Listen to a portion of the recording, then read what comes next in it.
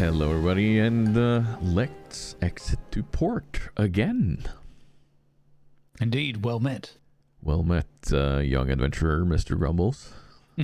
Oi. Oi! Welcome everybody to Season 2 of Exit to Port, Episode 1.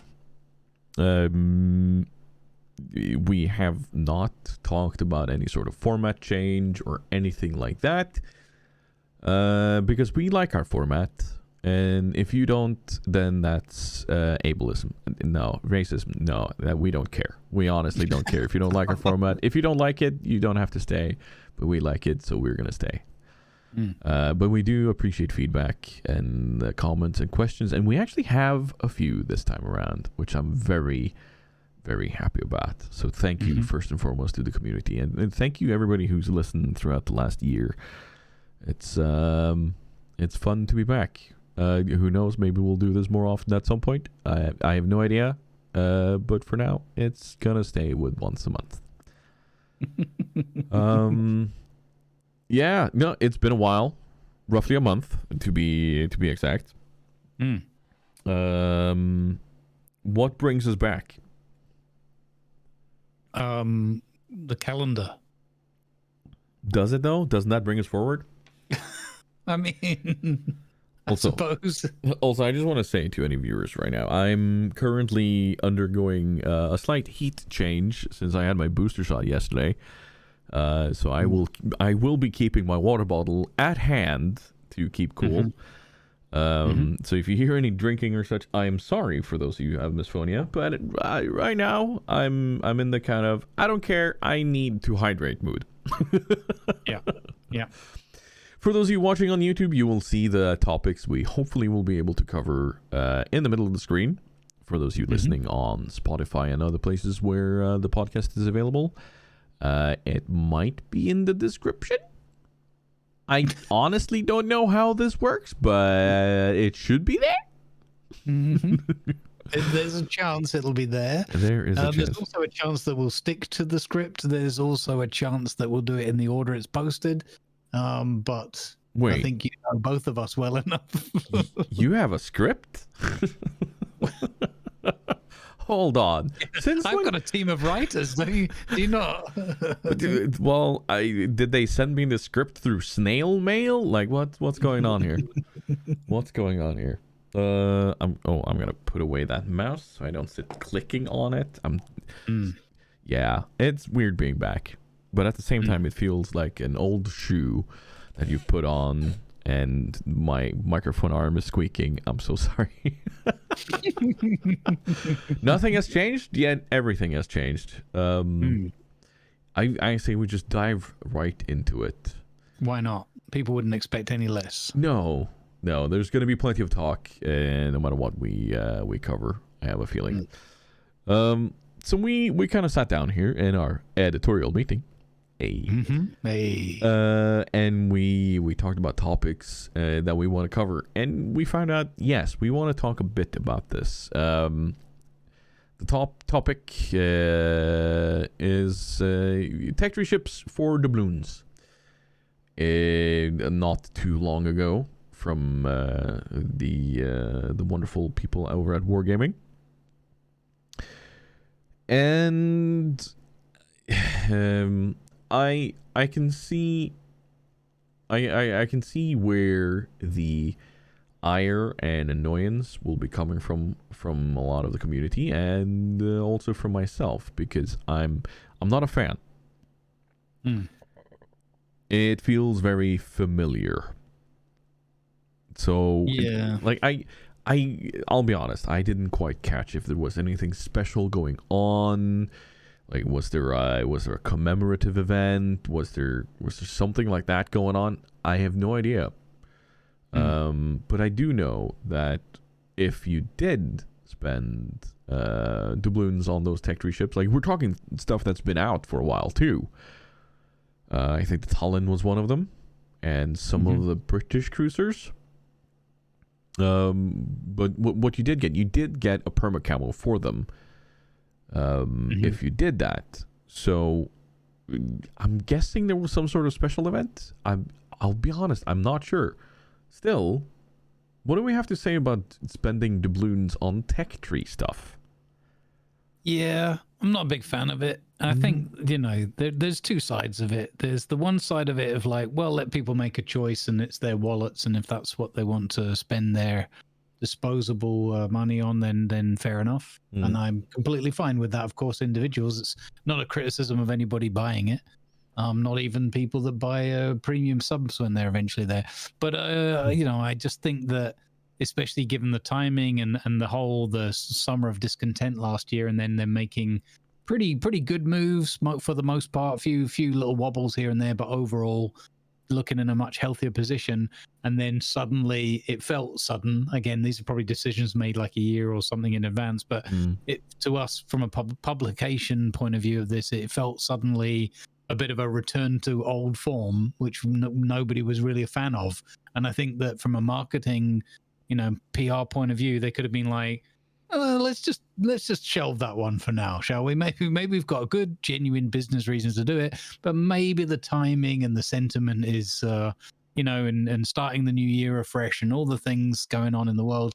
Let's just shelve that one for 5 minutes. And I suppose the flip side of it, again, it comes back to the old, well, it's business, and if people choose to spend their money, and they have to have a lot more income on top of all the gazillions they already have, because of course they need to take the subs away and do a bit more rework on them. So we all know how important it is to get submarines back in the game as soon as possible.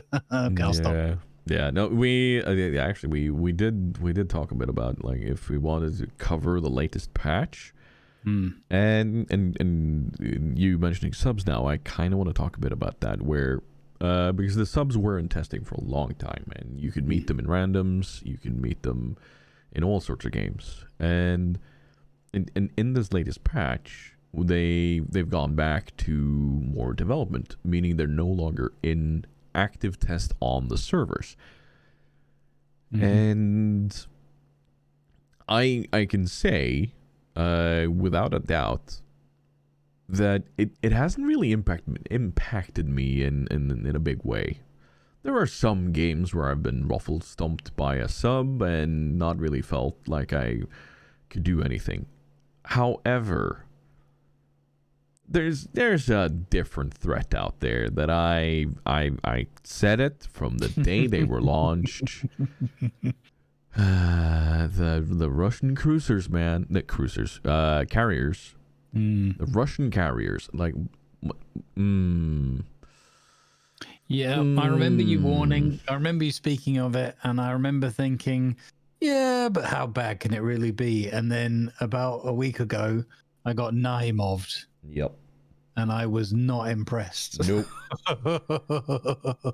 They, like, say what you will about the well-piloted sub. It's it has its moments. It has the ability to do things really well, but even a badly piloted Nakhimov and other Russian CVs, because of the very quick turnaround you have on your attacks and such, it's even a badly piloted one can be an absolute menace. And yeah, no,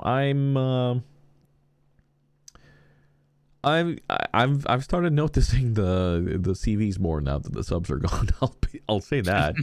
I'll say that. So, as weird as this is gonna sound, please bring back the subs for my mental sake. Am I even saying this? Like, is this for real? Like, what the hell? Finally lost it. Yeah, I've lost it. I've never had it, honestly. But no, yeah, I mean, Wargaming are doing good things. They are, and largely they are on the right path. But yeah, the latest for doubloon stuff, and again, yeah, there are Pan-Asian cruisers coming out. We've said it so many times. We're not gonna whip that dead horse again with a dead stick. About please do not spend your doubloons on these packages unless like I saw somebody who got the top unlock for 1,000 doubloons, and the next one was the 12,000 tokens, and then I'm like, yeah, I can understand doing that, but please don't throw doubloons at this again. Like, you'll be able to unlock all of this sooner rather than later. Yeah, just wait. There's enough content in the game already, is the general advice. So, and you know, we're feeding the habit. We're showing them that works, and if the numbers add up for them, they'll carry on doing it. And if the numbers don't add up for them, in theory, they'll highly likely stop doing it because it's pure business calculation at the end of the day. But you know, there's lots of people out there that aren't, you know, in the Twitch space. The vast majority of the player base are just out there playing and having a whale of a time.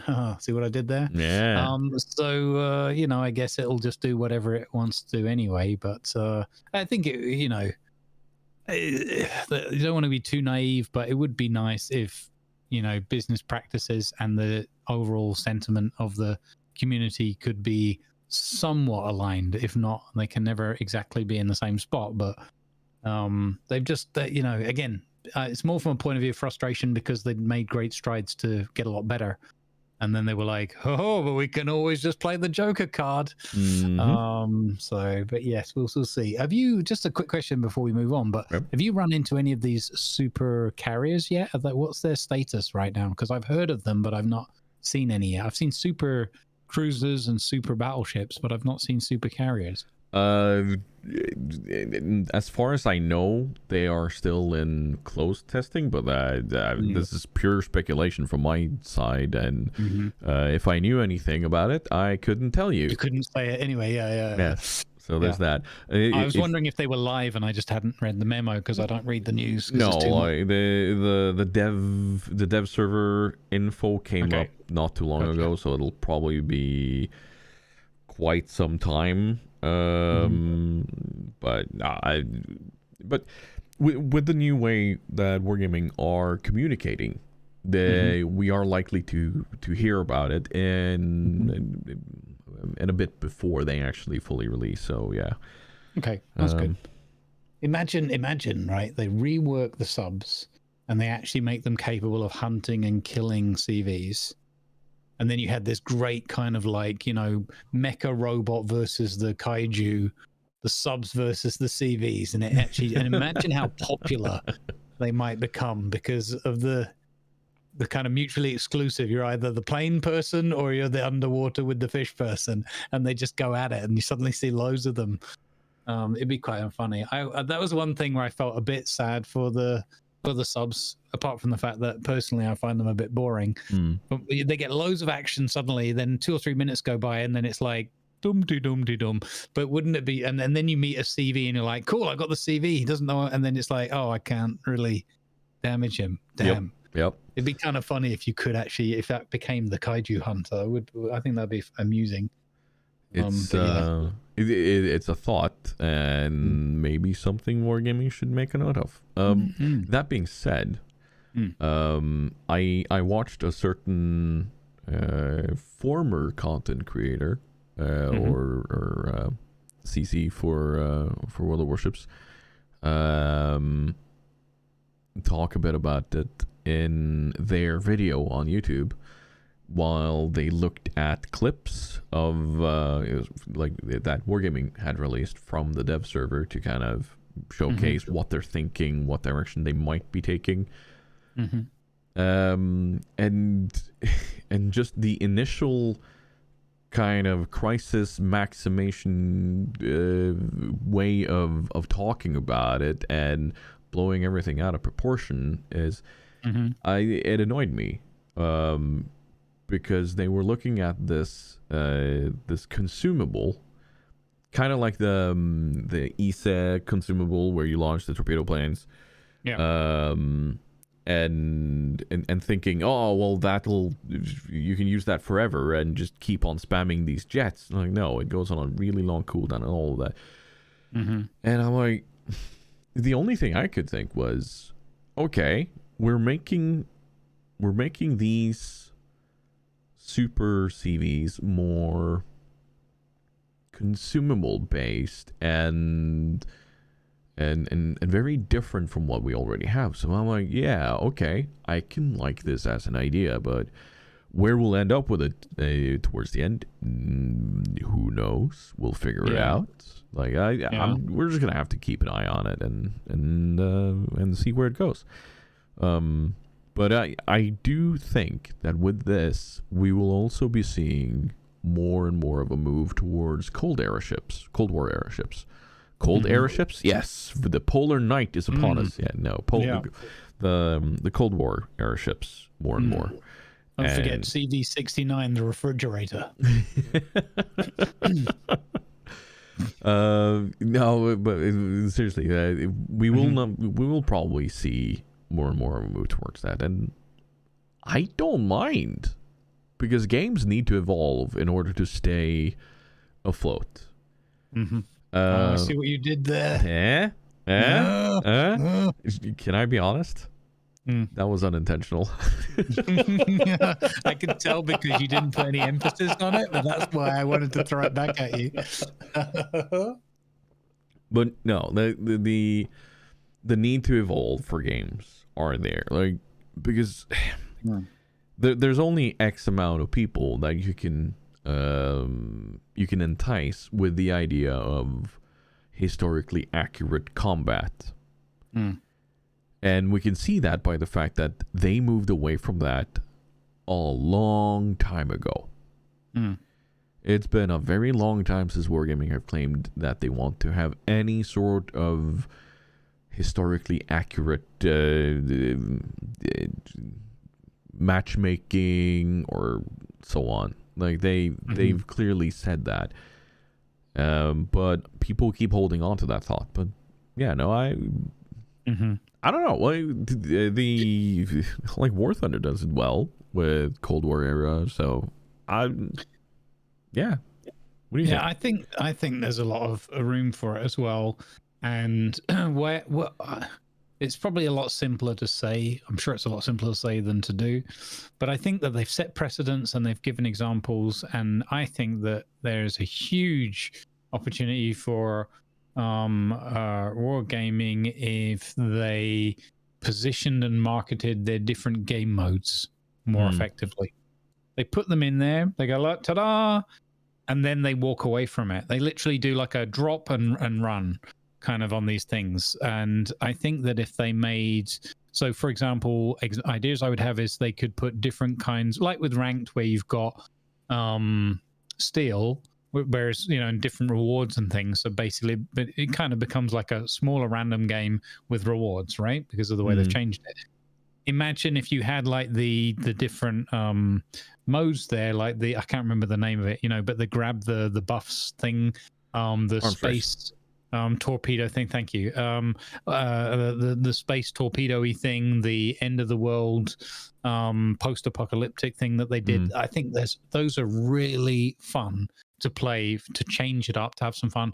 And I think that possibly one of the things that holds wargaming back is that statistically the money and, you know, the vast majority of the players are all in random battles. Ergo, you know, PvE content, co-op and all those kind of things doesn't get a lot of love. But I think that's the gap. I think they've shown time and time again how they can expand. They bring in the Halloween mode, they bring in the space modes, they bring in the whatever, arms race, all those things, and people pick it up and play it. Now maybe there's a spike for a week or so, and then people drop off and go back to randoms. It's probably true for a lot of the player base.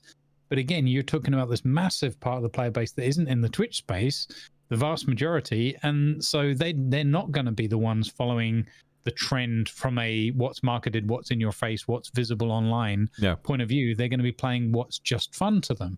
And I think that you can make these other modes so much fun and appealing that they might be, I feel, like, this is my gut feeling, that like they're missing a trick in not having a couple of these modes in there. Even things like this, I never got to play it in the end, but the convoy system, for example, things where you could have these great like wolf packs of subs and CVs and mixture of ships and PvE content with PvP elements to it. I think that's a space that they can move into.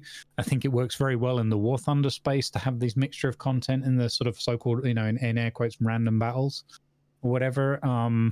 And if they want to bring all these different eras in, I don't know, because what do? Do you have tier 11? Do you have tier 12? Do you go to tier 15 and that's it, and then sort of follow a little bit the Gaijin model? Honestly, I think that's where they need to follow suit. They need to, because the tier system as it is, just introducing more tier 10s and having them be more powerful than current tier 10s, then you're gonna power creep what you already have, and they're not gonna play well with the tier 8s and 9s at all. So agreed. Yeah, no, they need to expand. And honestly, I'm not against this thought.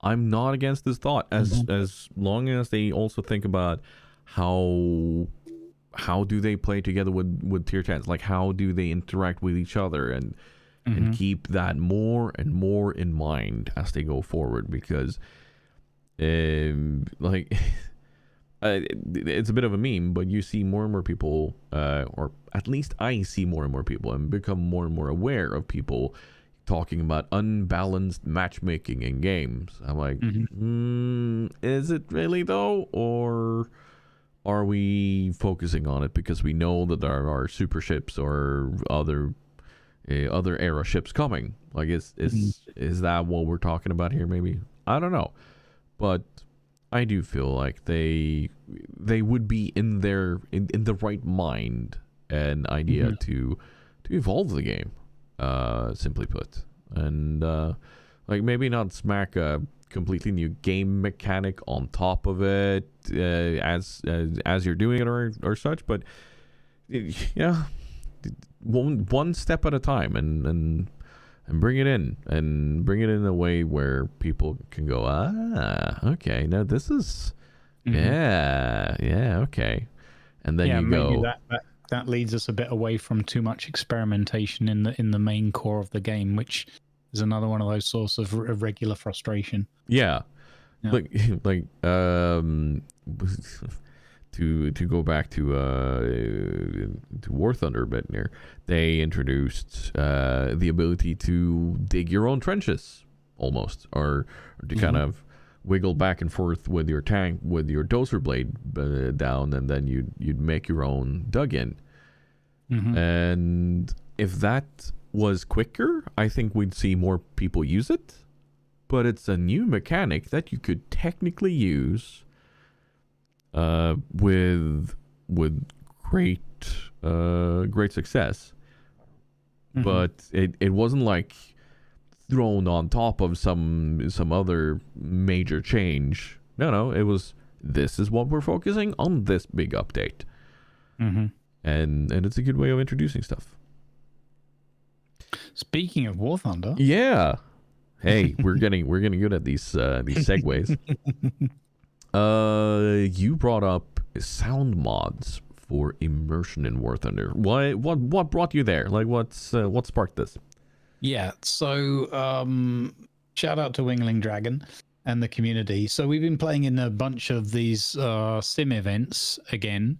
3 recently, the PBM1 Mariner event, the Flying Whales, then the JU-88A War, I think it was, A1, A4,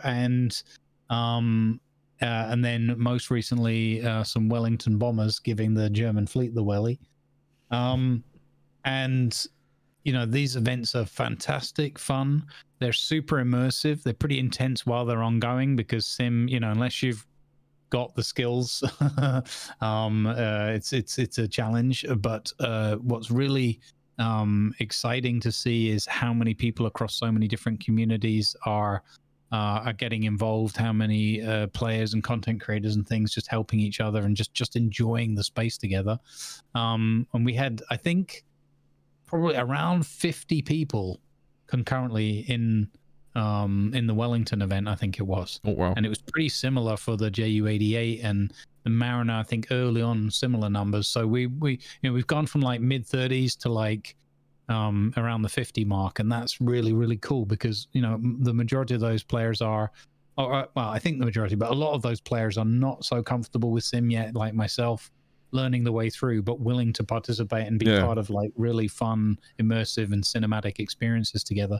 And that led me to, so the short hops were to go from there and looking at and it's really fun to see how we're all kind of like spurring each other on and inspiring each other to making different content, people with different cuts and different angles telling different stories, all from the same event. We all go through the same event, but everybody like interprets it and remembers different things and puts their different videos and memories and screenshots, and you don't have to be doing like loads of editing and putting a YouTube video or anything like that. Some are, but other people are just sharing like their thoughts, to sharing that learning experience together, and sharing knowledge and historical information as well, and just throwing some screenshots in and say, oh, I saw this, or sharing a clip from a stream and that kind of stuff. But one of the things that happened was I was just bumbling my way along on YouTube, like watching some of these people's contents, and then you get the suggested videos come up, and there's this little known content creator. I think he's only just started recently. Not many people have heard of him. It's called Fly Daily. Oh yeah, Does that ring a bell? Yeah. So he's been making some of these videos for quite a while, and he's rather superb at the game and very good humor and all the rest of it. And I stumbled upon a video that he did a few years back.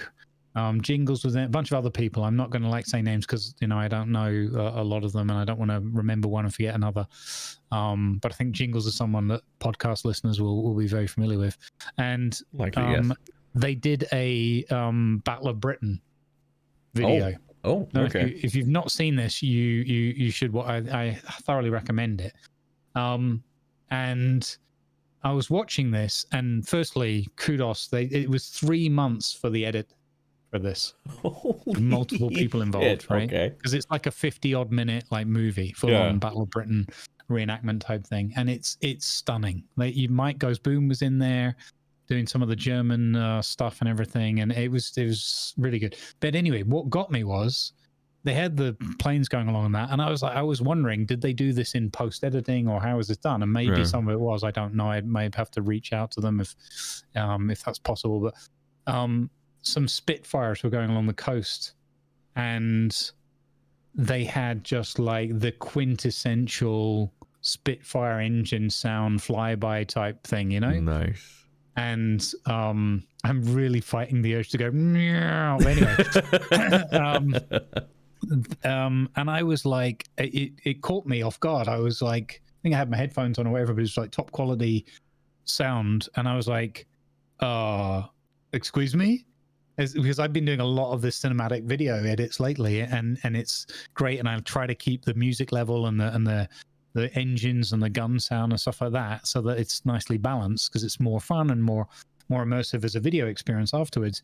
And I was like, this is fairly good. And then I heard these sounds, and I was like, oh, it can sound like that, can it? So I started to do like a little bit of research and like and then I bumped in. There was this thing called Epic Thunder Soundmod, which is ETSM. That's a Patreon, you have to pay for it, and fair enough, it's a business opportunity for someone, and they obviously put a lot of time and effort. But then I bumped into an article, I think on Reddit or on the War Thunder forums, where somewhere like early last year or something, they don't quote me on the times, but anyway, War Thunder banned, or Gaijin banned use of sound mods because there was a big competitive competition going on, as opposed to an uncompetitive anyway. And one team apparently, or maybe I don't know, used one of these sound mods because it allowed you to completely disable the sounds of your own for other players as well, and keep their engines cranked up and everything. So you obviously have a huge advantage. So they banned all just to mods. explain, just to kind of quickly go in there. Base game of War Thunder allows you to adjust the sound of your own engines and the enemy engines, but not to the extent that the mod did. You are still allowed to use the mods, at least last time I saw. Please look this up before you install these. You're still allowed to use them in your own games while you're playing by yourself. But in any sort of competitive scene, they will not be allowed anymore. So, like Grumbles said, it's to completely remove your own engine sound so that you can clearly hear the enemy if they're coming, and that's what they removed. But I think it wasn't just one clan using. There was a lot of people, and then But then there was a match where one team was using them and the other wasn't, and unfair advantage. Yeah. So Yeah. yes, So that makes sense. Yeah. So I carried on researching, and I'm, as a cheapskate dwarf, I wasn't going to spend money on things that weren't going to work anyway. Makes no sense. But then I found this other one via YouTube, and from 9 months ago, which was called Sparta Aircraft Sound Mod, SASM. Shout out to those folks. And I thought, well, let's give this a go. Why not? So I grabbed it, and the problem I don't want to talk about too much the technicality, so I'm going to skip over that part. But anyway, let's put it this way: I just fired that up and I grabbed some replays. So I wasn't using it in like active gameplay or anything like that. I fired up some replays and I replayed some of my Wellington bombers and my Ju-88 footage. And oh my goodness, I got chills. Like I was literally smiling from it. And I shared some of this morning on the stream briefly just to show people the difference. And I said, look, watch it, turn your volume down if you've got like a very bassy system or whatever. And people are like, oh, I've got 7.1 and that. And I played it for them. And this is obviously across stream and all the rest of it you lose. And they were like, wow. So my plea is either, can we please have a way to like safely run these? And I'm going to reach out to the team and ask them what their guidelines are or whatever. Yeah. Can we have a way to safely run that? And or can we just have sounds? I know they're working on sounds all the time and it's a lot of work, but can we please get some of this sound work into the base game? Because trust me, when you've got a Wellington bomber starting its engines and rumbling along with, and you start getting shivers, and I was having childhood memories of like Battle of Britain air shows and things with like Lancasters and Spitfires and Hurricanes flying over my head, and it was like being there. I was like, and I know they've done a lot on jets recently, so awesome, but I don't play the modern stuff. That's way beyond my capability and my interest, to be honest. I like the old school stuff, but please, Gaijin, whatever you can do, get those sounds in there or make them accessible to us, because I've never heard anything like it in a video game. And I was my next videos that I make hopefully can include some of that. All I have to do is fudge it so that I only have the sound mod for the replay and stuff, so it's fiddly, but please, and anybody's interested, check that stuff out, have a look at it or whatever. It's really worth it. Sound work being fiddly, I can I can attest to that, as to recently having done some recordings to make my own captain mod for World of Warships, which is going to be available to subscribers at some point. Awesome. But yeah, no, the sound work is truly important, but it's not just the airplanes I'd love to see this for, because I've stood next to a Leo 2A4 as it starts up and revs its engine. I've stood next to a Leo 1 and listening to them in game, I'm like, this is not what they sound like. Yeah. So yeah, no, and the reason why a lot of this is so hard to come by, and people playing the game will also attest to this, that the Swedish tanks are so much louder. But that is because the team had the ability and the opportunity to actually go to Sweden and record the engines of these tanks in real life. So yeah, no, it's so much fun. Right. I sent you a link, not for now obviously, but we can include in the description a link to the sound mod that I've been so impressed with, so that people can look it up for themselves, or just watch the video and listen to the noises. We'll do that. Yeah. But yeah, you mentioned sounds, and of course that is part of realism, and a part of realism is sim. And you quickly mentioned a few of these events, but what keeps bringing you back to these sim events?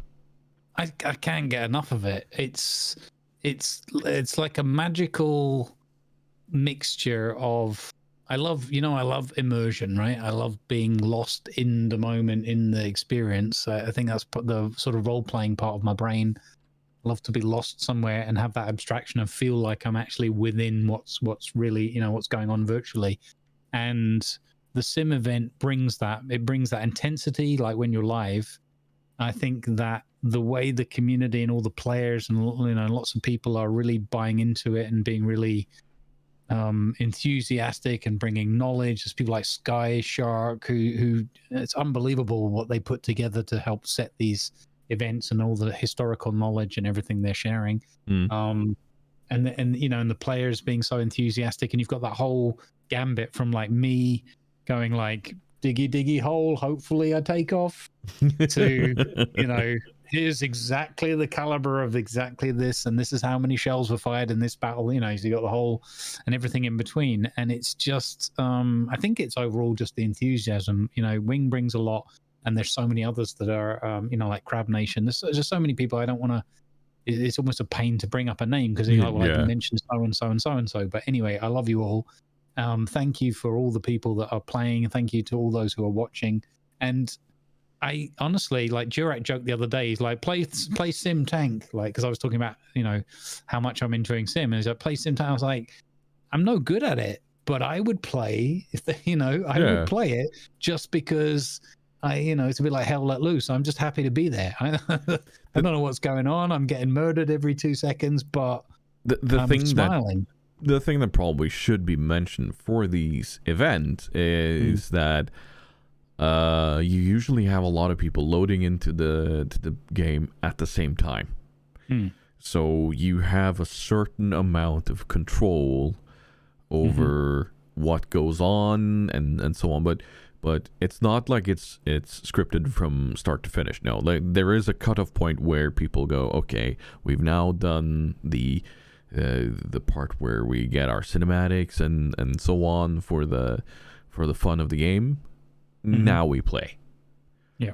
So it's not like it's scripted from start to finish, but there is a certain difference between playing Sim as a random or somebody just dropping into Sim battles rather than actually joining one of these events. I can say that from having tried Sim Tanks at some point in the in the distant past. I shot so many of my friends that I'm not gonna He's technically not allowed to play anymore. There's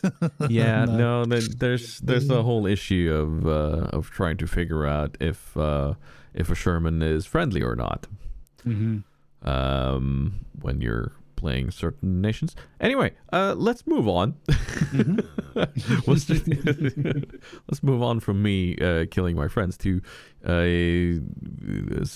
more about these sim events. Like, what else is coming up? Like, do you know anything about these things? I have to look up because it's a funky name and I don't have a good brain, and I don't want to say the wrong thing. So the next one up, I believe, is an MB174A. Little bomber, so I imagine, and we keep it generally like lower tier. This is a little French bomber, twin engine, or like a strike aircraft kind of looking. I don't know, somebody's probably going to complain about how I'm describing it, but whatever.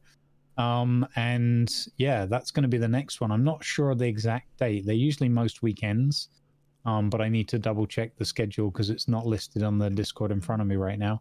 So again, I don't want to misdirect people, but check out Wingling's Discord, or he posts them on Reddit as well, so you can usually find them in the War Thunder category. So yeah, that's going to be a bunch of fun. It's called a subreddit.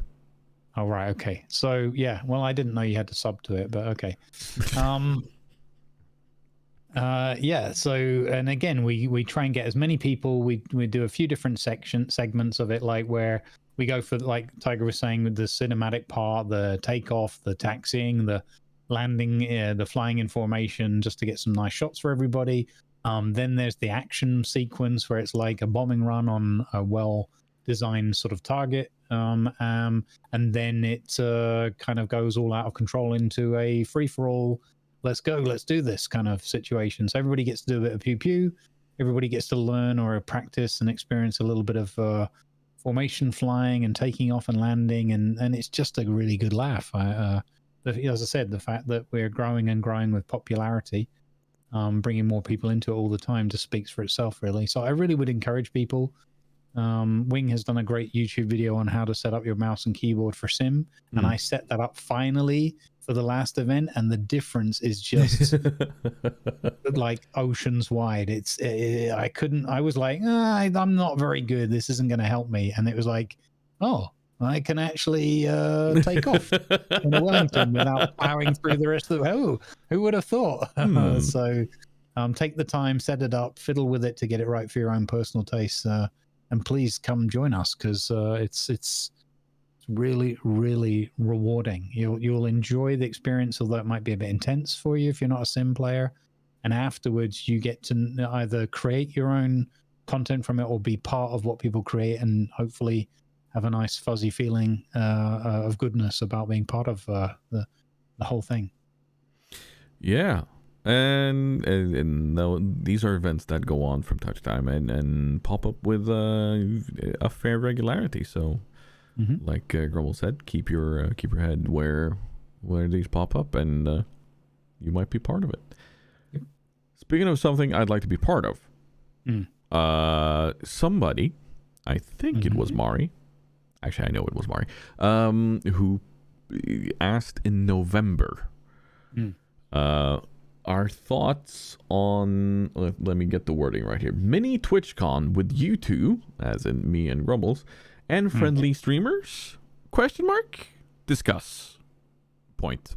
And honestly, I mean, I know I've said this on stream before, but part of what I really want to do on Twitch, and, well, not necessarily on Twitch, but as part of this journey on Twitch, is to at some point have my own event that I can invite people to, TigerCon, TigerFest, whatever, just invite some of these people that I've become friends with through this Twitch scene to a place, hell, maybe even this place, and just have a few days of hanging out, getting to know each other off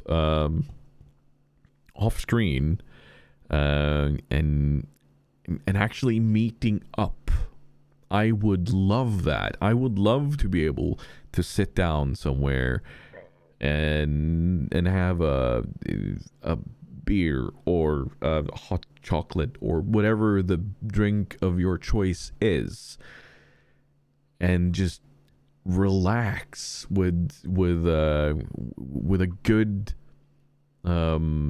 environment around us that allows for a conversation and such. And I would, I love this idea. I so want to do it at some point. and hopefully the world is slowly returning to a place where this will be happening, although looking at numbers, not likely. But no, this would be amazing. Could you imagine the grumbling live and unhinged? Oh my goodness, yeah, with a live studio audience throwing tomatoes at me. I think the larger issue at hand here would be the teammates throwing stuff at you. Well, I'm assuming that there would be some sort of plexiglass security shield between myself and you and Grumpy, who I'd assume would be there as well. I request a Nerf gun. I'd probably be in Studio B, because you guys would be on one stage and that would be the plan, and then I'd have gone off on my own by accident somewhere and ended up in another studio. Where is everybody? Oh, well, okay. Yeah, apparently we have our own studios. Cool. Ooh, CV. Oh, shiny. Where's Grumbles? Where's Grumbles? He seems to be visiting the Enterprise. He was meant to be here. He's in Studio B, visiting the Enterprise. Mm-hmm. I mean, no, but in seriousness, like this, I honestly think this is some of those dreams that kind of make you go, yes, I want to aim for this. But it's also one of those dreams that if it doesn't happen, you're okay with that. But it gives you that little bit more extra incentive to do well, and something to aspire to. And it's always nice to have something to aspire to. For sure, yeah. And if anybody has any good idea of where we could have this, personally, of course, I would prefer Northern Norway, but knowing logistics to get here, there are probably other places that are more easily accessible. Well, there's probably some kind of opportunity. Like once this whole thingamabob becomes kind of, I don't know, dealt with, or we're all at some point safe, then I'm sure there'll be opportunities. I mean, there's opportunities anyway. It's just trickier. That's all. Yeah, but no, the big part of this that really drives me is, of course, the interaction with the audience, and getting to a place where you're more familiar with them, and like you see a name pop up in chat and you have some idea what you can expect, but when you meet somebody, when you get to do that, and it takes it one step further. It does. But interaction being the segue here. Nice. I like it. To Twitch extensions. Because you've been playing a game recently. I have. I see how you extended one topic into the other. See? Yes. Yes, I've been playing a wonderfully fun game from my point of view. I'm having a lot of fun in it. People always ask me, is this a good game? I'm like, I'm having fun in it. It's good for me.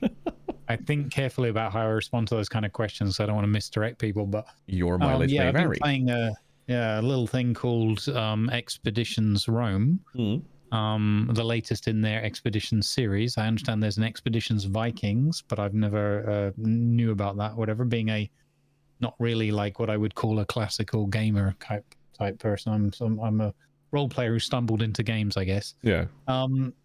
And it has this amazing kind of, for me anyway, fairly groundbreaking. I don't know if I know there's been attempted things before, but this is one that's really blown me away. They've got a development team for the game and Twitch extension team working dedicated to the extension itself, and the way they've done this integration and the smoothness and the instant kind of nature of it, where there's just minimal delay that's barely perceptible between what chat can do to interact either on generally on an overlay, and how you experience that in the game and get the real-time feedback in it, or near time.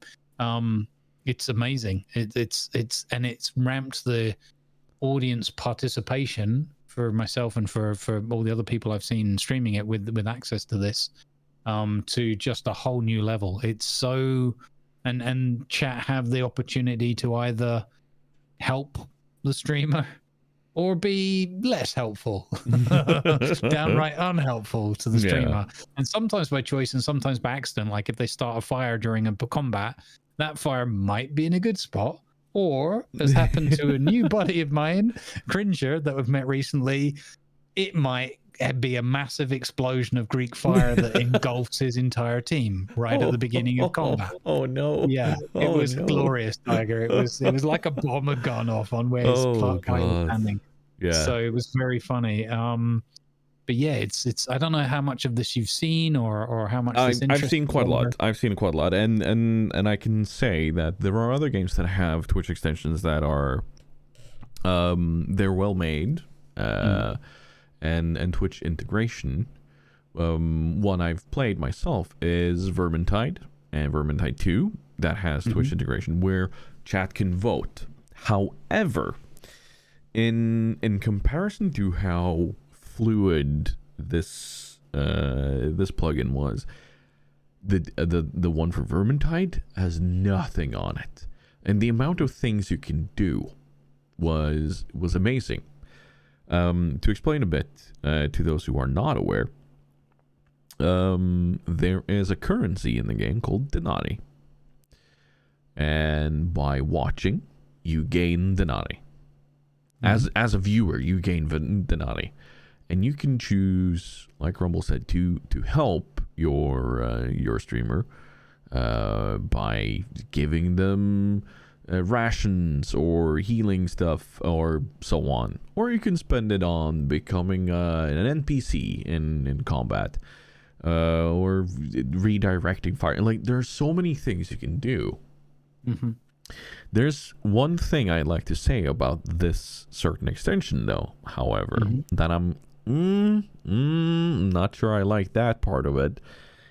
You can spend bits to get more Denari. Which, like,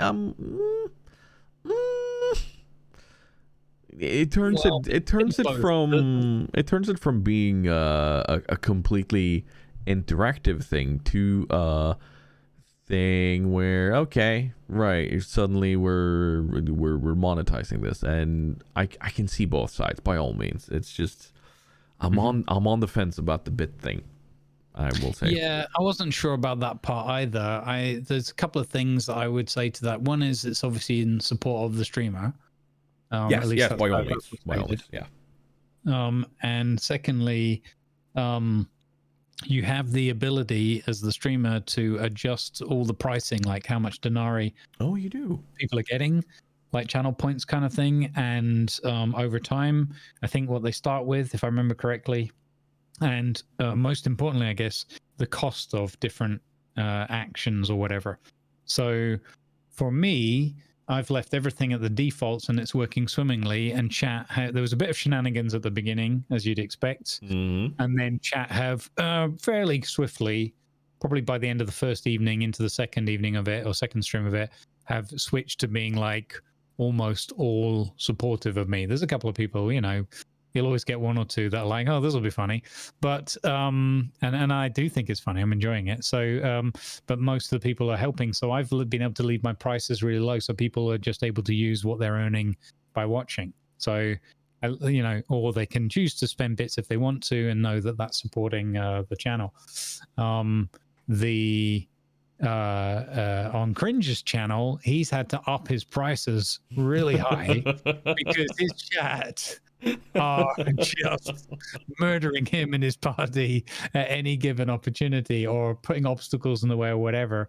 So yeah, and it's very funny because it's his enthusiasm and excitement and meeting him through something else we'll talk about later on, by pure coincidence, because again, Twitch discoverability is not a thing. So because we stumbled into each other and kind of hit it off, he helped me to get into this. So it's very funny for me to, like, today be able to take a raid over there and say, hey, by the way, I realized that the prices for Denari and everything to help in my game are really low because chat helps me all the time, so it's fine. We had a good, like, a shared grin at that point. Yes, and there's also a second part to the integration as well, which has got nothing to do with Denari or money or anything like that bits, which is a lot of the dialogue scenes have optional actions, questions, how do you want to proceed, and all of those are also integrated into the extension so that chat can help to direct the flow of your conversations and some of your decision making in the game. And it goes from the who cares kind of mundane stuff to like really critical pivot, like kill this person or don't, and that kind of thing. And as the streamer, you can choose to have that switched off, have it switched on with different amounts of time so that they have to choose like within 30 seconds as the default that I run, which works very well. Actually, it's a good amount of time. Or and you can even set it to automatically accept whatever chat votes on, which I haven't gone for. Ooh, that's mostly, yeah, that's interesting. That's kind of like the ability to suddenly spawn an extra boss on somebody in Vermintide. Yeah. So again, but I like the fact that they've done it in a granular way that you can have it either off, optional, so you can still overrule it if you want, while you're playing the game, or have it mandatory depending on how much you want to trust your chat or let them dictate the story. And honestly, this is not the kind of game that I would have naturally said I'll be playing and getting, let alone getting super deep into in terms of enjoyment. But it's absolutely blown me away. The experience has been super, super fun, and everybody's really digging it, really into it, and we're meeting a lot of new friends because people are drawn to it. I think a lot to do with this interaction. I was just about to say the interactive part of it will probably see a lot of streamers go, ooh, this is really cool, I like this. And it will probably also drive up how chat sees the stream too. And I like this. I wish more games would be able to do this in a good way. Yeah. Well, I think so. I just don't know what kind of games would do it. Like, fair enough, not all games should have it or could have it, but there are probably a whole lot more games that could, with a bit of careful thought, get a lot more people watching it and playing it through that. Yep, I agree. So far it's been phenomenal. I want to give a shout out to Cringer for sort of vouching for me, saying this is somebody who would do good things here, because that always helps to get a nod, because he's been supporting the game like all the way through its betas and all that kind of stuff.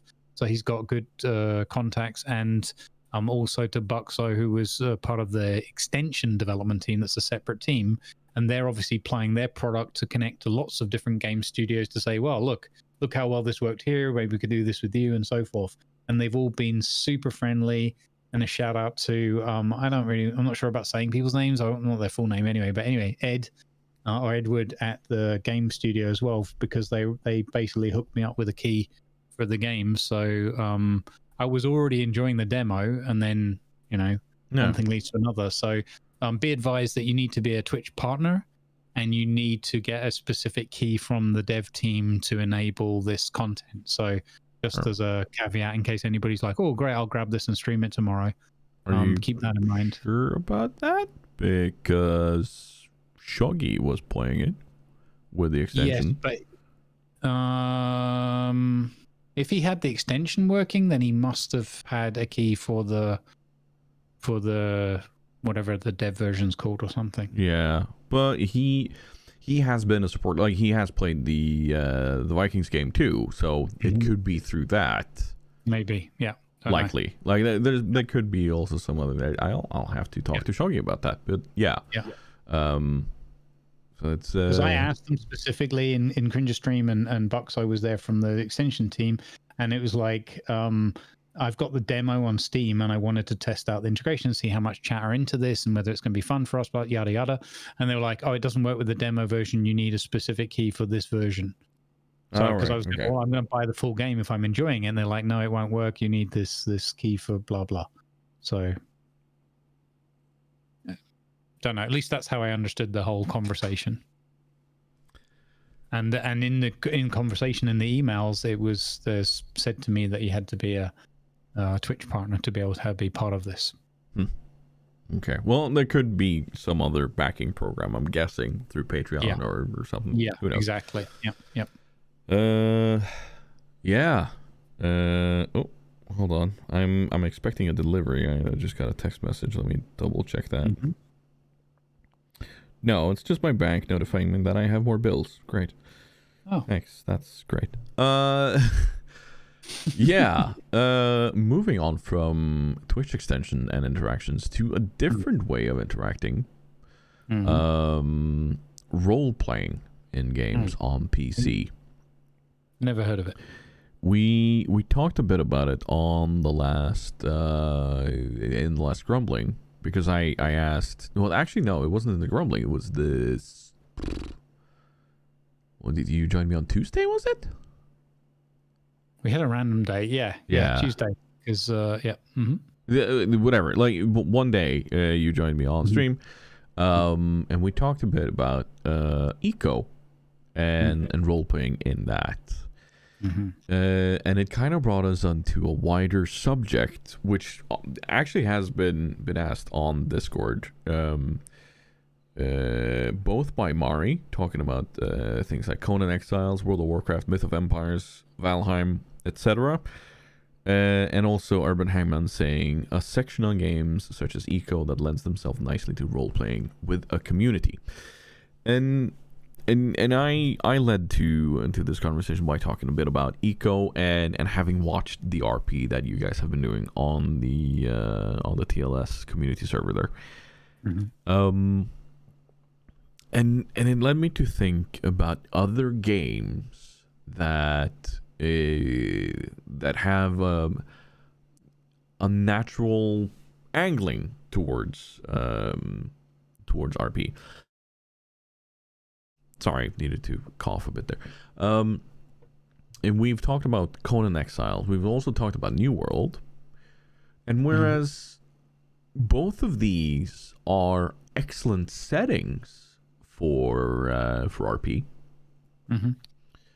there's a certain element of being locked into having to play the game for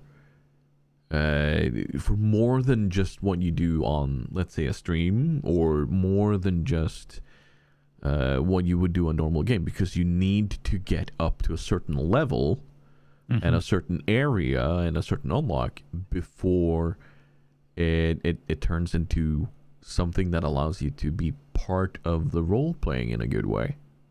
You mentioned on stream the other day that in Conan Exiles, if you want to build the best stuff, you have to get to a certain part. You have to level a lot, and I'd like to say that yes, sure, some sort of progress is good, because it gives you reason to play your part. It gives you reason to play your role, but being forced into doing a lot of either, I don't know, PvP content or whatever it may be to get to that point, it's a bit too much. Like New World forced you into that.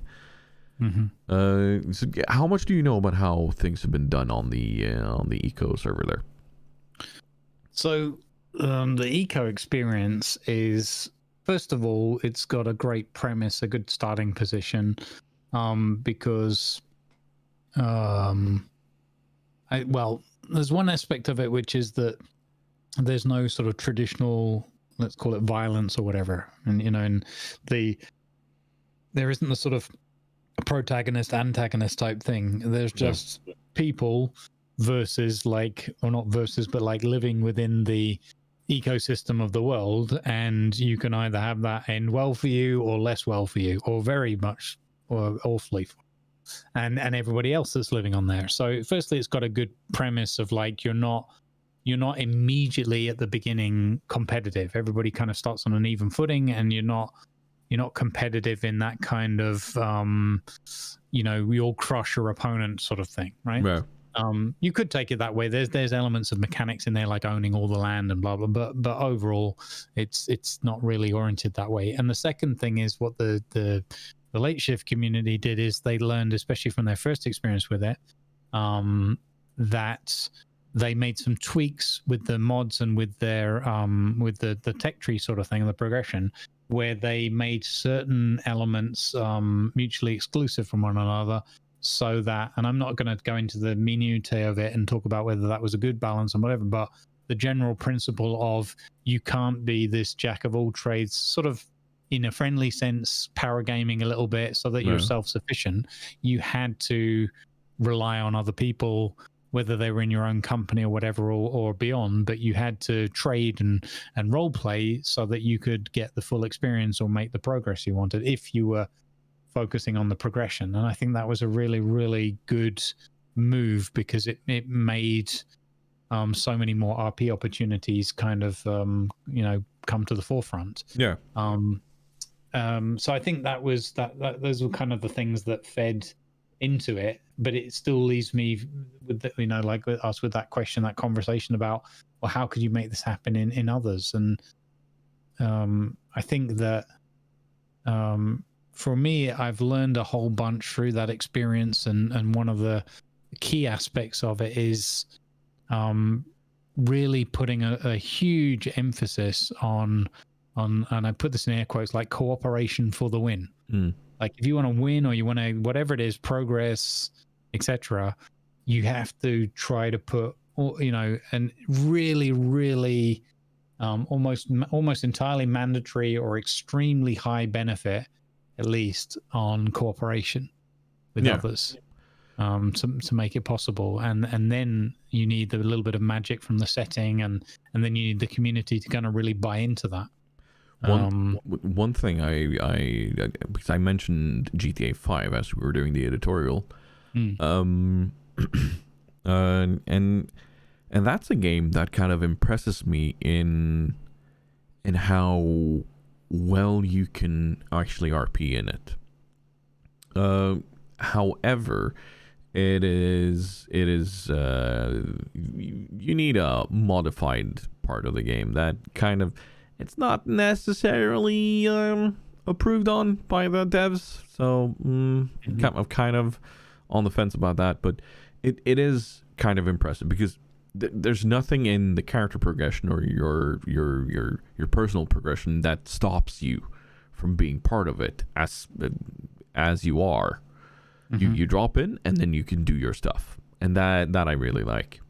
But in a setting like Eco, where, like, you should probably tell something about the premise of the game, but it's like the world will end. Like that is a premise of the game in and of itself. The world will end at some point. I think go ahead. They should probably have all the wargaming staff play it once a year, because a lot of the premise of the game is about balance. See what I did there? So it's all about the world is going to be threatened to your existence here. So like it takes you a little bit away from obsessing about your existence in the game and all those kind of instinctual sort of natural like drives and sort of in air quotes like selfishness or whatever, because there's a bigger issue. And bringing everyone together. And the thing is, like like if everyone goes around chopping down all the giant redwood trees, that will expedite some of the problem. You'll have sea levels rising, towns flooding, losing your property, that kind of thing, or things. If you're a farmer, you can't farm anymore because of salt water and all sorts of good stuff like that. And then you have this meteor from space that can come and ruin the entire planet, and you can basically expedite or collaborate to defend the environment and your planet, and therefore your existence and your story, if you work together with people. I don't want to say like what the ways are. People probably know it's not that complex, but anyway, don't spoil it for anybody. It's basically cooperate together, and the more you do, the more likely you are to feel like you're all collectively winning and getting to a good ending. Or don't do that so much and reap what you sow, so to speak. Yeah, and this is where I would love to have a similar sort of thing in certain games. Like we're talking a bit about role playing in games, and there are role playing games out there like Pathfinder, both Kingmaker and Wrath of the something. Wrath of the Righteous, yes. And that would be excellent for actually playing your role in, but it needs multiplayer. And if you had interactions or integrations together with chat, where they could influence certain events and so on. Let's say, all right, we've saved the village from the big bad evil guy. Does the big bad evil get away? Or not? Like, what is this just a clever ruse, or is it not? That sort of thing. It would be interactive storytelling on a completely new level. Yeah, it would be so much fun. because I agree. because watching some of the interactions, like you were down in an engine room the other day together with somebody, and watching them talk about the pollution, and you just kind of standing there going, I'm just a farmer, I have no idea what's going on here, but this is looking really cool, you know. But having that, it would be really, really nice. Yeah. Let's get more of that in, honestly. Let's do it. Let's work on that. Absolutely. Couldn't agree more. And it made me think a little bit and reflect, even during our conversation, what you were saying about some of the other games we talked about, where we tried a bit and some bits of the RP worked and some bits didn't. And Conan is one that really sticks in my mind, because it kind of annoys me that I couldn't get that to kind of work from my brain and my RP experience. I thought that I could, and it's nothing to do with the people or the setting or the way we tried. It just didn't quite click. And I think now, from the eco experience and what you were just saying, is I think one aspect of it is because there's no natural or no ebb and flow to the actual setting and the environment. And imagine Conan, right? Imagine all the things we know about it right now, and then role playing in that environment with a bunch of people, whether it's one clan or multiple clans and that kind of thing. And then imagine if it was a rolling map where they were, you know, if you were trading with one particular civilization, I know this is stretching it a little bit, but say there was like trading mechanics and things like that with actual different factions, that would be a fantastic extension already for the game. But imagine that then if you chose to, and I can't remember all the different tribe names now, but say you went with the Setites or whatever, right? And you were like, okay, we'll trade with them because that's morale leaning or whatever, or we trust them more than the other ones, the cannibals. And then that had an impact on the map over time, in that they would war and maybe take more of their territory and have more resources to offer, or maybe they would be ganged up on by several of the other factions. So you had maybe like more of a rolling civilization kind of map experience of the AI. And then you were playing out your experience in Conan, and your interactions with these different factions had those kind of impacts. Then I think that something like Conan would suddenly become, I think it's because the environment you're role playing in isn't alive, it's static. Here's this temple here, and it's always got these people in it, and there's always these monsters exactly there, and so forth. And because there's no, so I think that would be something, and I think you can apply that logic maybe in that thinking to a lot of the different games where we want to RP in. And you know, maybe that's somewhere where games will go in the future, because again, eco was all about either the flood's coming or the meteor's coming or pollution's going to ruin everything and we're not going to have any food production. And then you've got little things like everybody can create a store so they can make chairs and sell them in their chair store and call it, you know, Dave's favorite chairs kind of thing or whatever. And all these little pieces come together as a puzzle and make this wonderful setting. And I think that's what's missing from a lot of the other video games. You mentioned stores, and that kind of brought me back to a game I played many years ago. It's called Ragnarok Online. It's, I didn't know it at the time, but it's apparently based on some sort of anime. But you had the ability to level up a tradesman. And transfer your items to him and make him set up a store that could be available while you were gone, and people could buy the items you put up for the prices you put up. And I kind of, I wish we would have had something like that in New World instead of like the big marketplace, but having, I have no idea how it would work, but it would be cool if that was a possibility of saying, oh, okay, Grumbles lives here with Jimenez, him.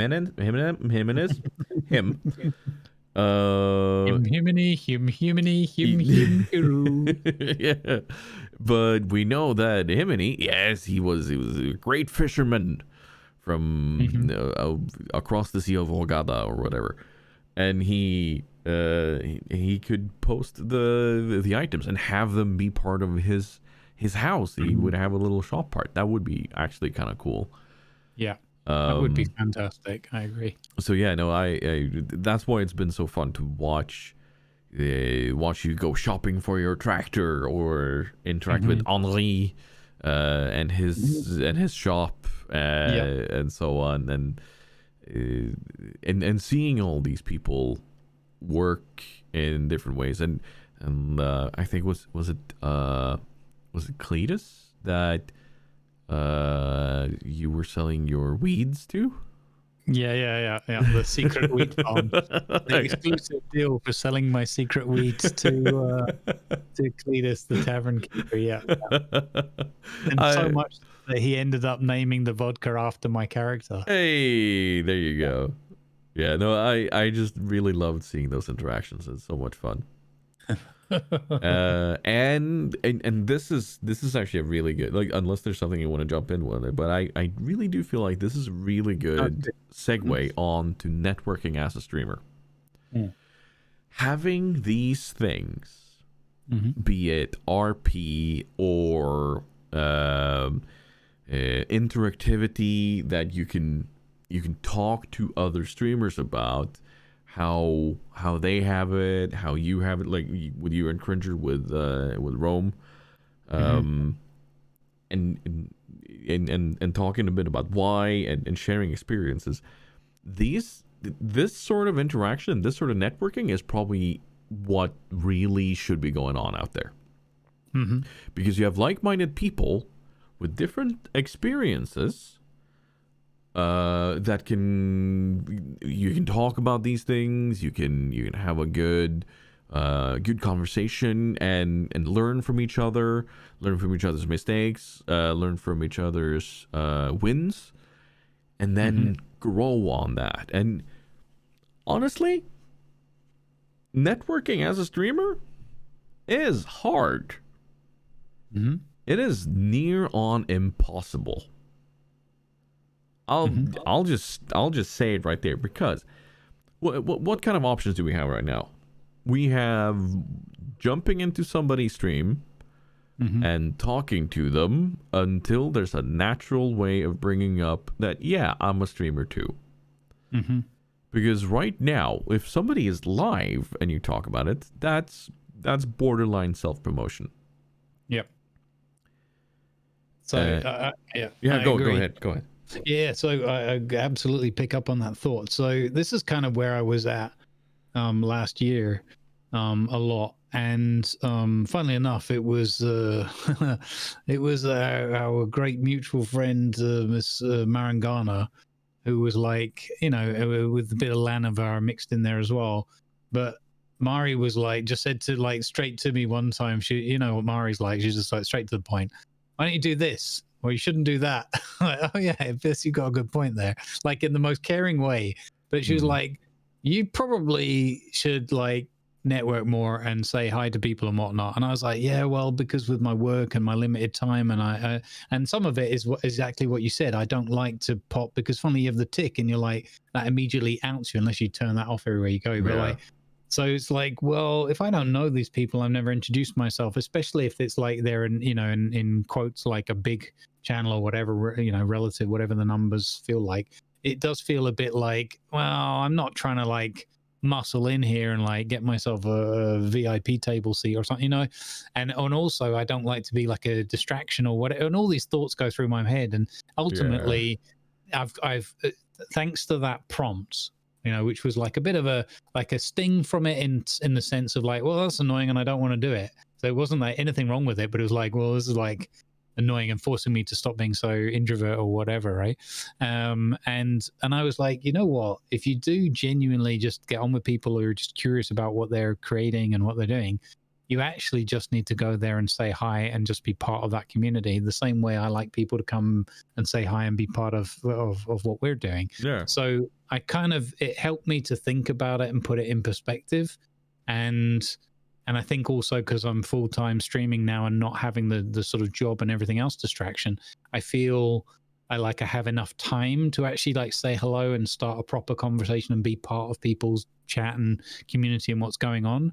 And that's helped me a lot. And And ultimately, you're right, though. There's not that many ways to connect other than socials or channels or whatever. And then you feel a little bit like you're sort of begging for attention or whatever. It feels it's kind of weird. But conversely, in my experience, and this, I can give this now as a sort of my advice and experience from the last month or so. It's only a short amount of time, but the difference of actually kind of taking that extra bit of time and popping in to say hello and be active in places, obviously predominantly starting with places that already know me and I know them, so it's not really an issue. But that's really been a good stepping stone and a good help for me in terms of like being more confident and knowing, because as well as I do, and you're the same, we're going nowhere to promote, right? You actually have an active don't shout me out thing, so and neither of us ever want to be doing that, but funnily enough, my experience so far, it turns out that if you get the vibe and you get the people and you're enjoying what they're doing, that it's the same as what I get. I'm super happy and elated and excited when people come along. And again, it's a little bit of the weird bit. The gray area is like, do I know them already or not, and that kind of thing. But if you've kind of seen them around, or you recognize the name, or they, obviously the tick that makes it super easy. But maybe it's a bit of the partnership club or whatever. With that, and not meaning that to sound like elitist or whatever, but like it kind of helps because everybody's sort of on the same footing. The rest of it is just numbers and that. Yeah, like there's a certain familiarity, like okay, there's a partner tick, they've been through the motions. So, yeah, exactly. Yeah. So there's they know the limits, the boundaries, they have the respect, all the kind of the core things are there. So you've got that kind of starting point of a little bit more trust than otherwise not. And honestly, I'm so glad that I had that kind of kick up the butt that I needed, because firstly, the positive feeling of being able to go and just say hi and bring some good vibes somewhere and maybe put a smile on someone's face for like a minute or whatever, and just share the love. That's a really, really good thing to do. And I really enjoy that. And I can see that people respond well to it. And the other thing is that you just get to, meet a whole bunch of other people over time. I've been very fortunate with the eco experience, and the little things that happen just before that, and it all just kind of, sometimes the stars just align and you get to meet a whole bunch of people and find out that you sort of vibe and you understand each other straight away,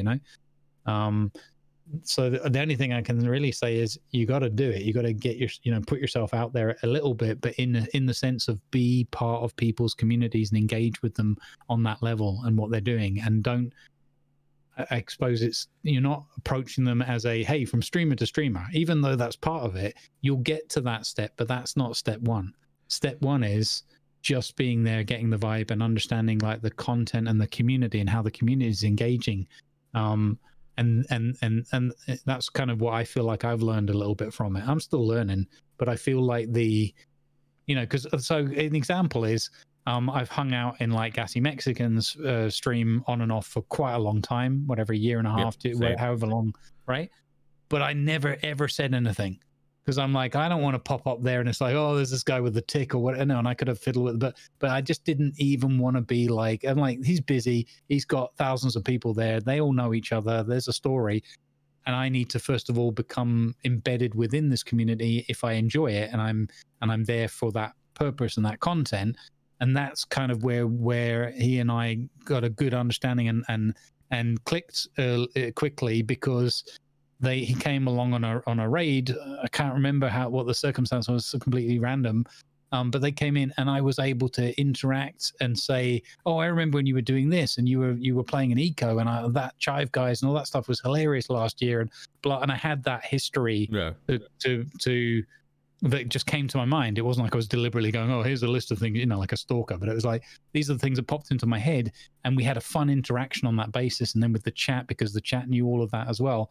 And then it turned around into like, oh, we're doing this eco thing soon, you should sign up for it, blah, blah. And then the rest is history. So I think the lesson for me is hiding under a rock somewhere, even though it might be how I naturally feel sometime, is definitely not networking. No, it's not. And spending the time listening and soaking up how the vibe of a channel and community and a stream, and understanding them, and then working out, okay, how do I fit into this space, or is this just somewhere I'm always going to permanently lurk, or just to kind of jump in there, it's not like one thing is networking as part of a community, or finding a place for you to bring your community, or knowing a good place to hang out. That is one part, but I would say that there is a different part of networking that a lot of people forget in this, and I feel like I kind of need to bring this up because it kind of popped into my head, and having the ability to talk to other streamers without there being a stream on, or without there being some sort of, like, if you pop into somebody's DMs, I don't know about you, but it feels, oh yeah, I'm just here promoting myself, or I'm just here for my own agenda, kind of thing. It's not for the shared experience.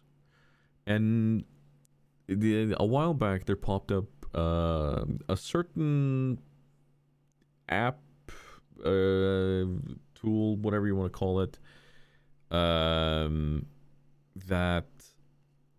is called Hover, and it's aimed at streamers, and it's meant for streamers to interact with other streamers and so on. However, it is very much against Twitch terms of service, because it is prop full of follow for following. We'll probably cover this fully in a podcast episode at some point, where we get Rab in, because he's had some run-ins with them, and I kind of want to talk to Rab Taskin about it in an episode. But it's not a good networking app. But you mentioned something about talking streamer to streamer. How would you feel about a LinkedIn sort of place that is meant for Twitch streamers, where the idea is streamers talking to other streamers without there being a stream on, without there being a self-promotion thing? It is the exchange of knowledge and experiences. There's no support in it through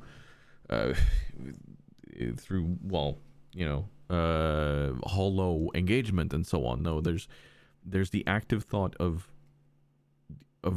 exchanging ideas. How would you feel about having something like that? It's interesting because I only know LinkedIn from like my business life. Yes. And my experience with LinkedIn was at the beginning, oh, this is a really cool idea. You can connect up to all these people and share information and kind of have a social network side of things. And then it kind of went, I think this thing lives or dies for me anyway, in how, at what point, because it's not if, but when it becomes in some way monetized or incentivized. Yeah.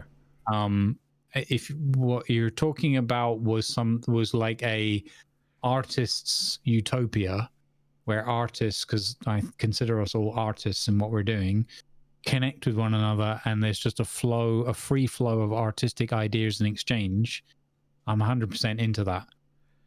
Yeah, I'm literally literally thinking a place where people can exchange ideas about how to use the tools we have at our hand, be it OBS or how to implement a game, or channel points, how to interact, how to kick out a troll, or just, can we talk to Twitch about this thing happening? And anything that goes on in the streamer sphere would be would be up for grabs. And I really want to make something like that.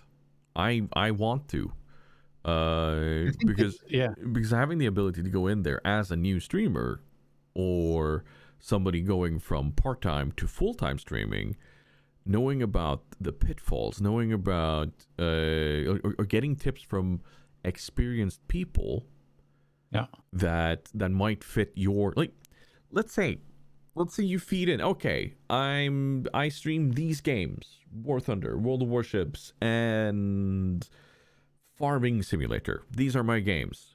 My style is this. And then you kind of get suggestions for who you might like talking to about this, who might have similar ideas, but not the carbon copy, but people you can exchange ideas with. Like I would love to have something like that.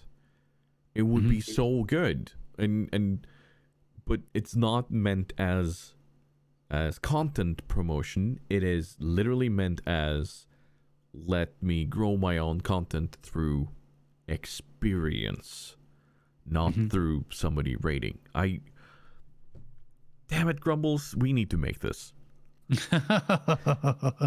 I definitely get the idea, and I dig it. Like I said, if it was a case of a mixture of a shared creative space, but also a place of shared experiences where you've got resources, knowledge you can call upon, and things like that. I agree, because at the moment it's basically you either Google something, you YouTube something, that's the main one, I guess, or you get lucky in a way and you happen to bump into a few people that are willing to help you and that you get on with. At the moment, it's very much, I mean, in theory, there's like little bits of it in various places. For example, having a stream team. In theory, you build a stream team, they are in regular contact, they start. So an example of where that works is look at the late shift. Yes, these exactly. guys have become really good friends. They're in and out of each other's pockets. They also do their own things independently whenever they need to, and have respect for each other's space and whatnot. They have their, secure discords and all this kind of stuff. So they've basically created their own ecosystem, is maybe a good word for it, so that they can thrive. And I think that I agree with you in the sense that how does, especially a new streamer or somebody who's like just starting out or whatever, and getting their footing under them, where do they go? And the answer is you go to like these abstract resources like YouTube and try and educate yourself and learn some things, or you read a book or do whatever, or you hang out in a lot of communities and get ideas. But I agree with you that there isn't the space to have the conversation. Like, for example, I can go to somebody's Twitch or even on their YouTube and I go, wow, I love this. And there's a comment section, and some people are good at this, but I'm really bad at it. I'm like, wow, I don't know you. So take the fly example. I wanted to reach out and say, wow, this is amazing. I've got so much respect for this. I love this and this and this about the video and the content. By the way, how did you get the sound things? How did you do this? How did you do that? Because it's incredible and it blows my mind. The chance of getting a response, you feel a little bit like, as you said, it starts to lean into a bit of a like, oh, by the way, I also happen to make, would you mind having it? But you don't want to do that publicly, I guess, is the thing. And you don't want to DM them because they'd be like, who's this chump? Exactly. Like there needs to be a platform. If only there was a large platform that streamers already hang out on that they could use. Twitch.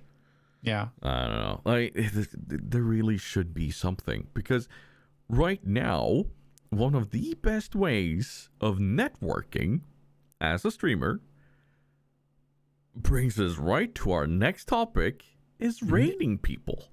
And let's be fair, when you end a stream, and the other day you suggested somebody for us to raid, and it was a great place to raid.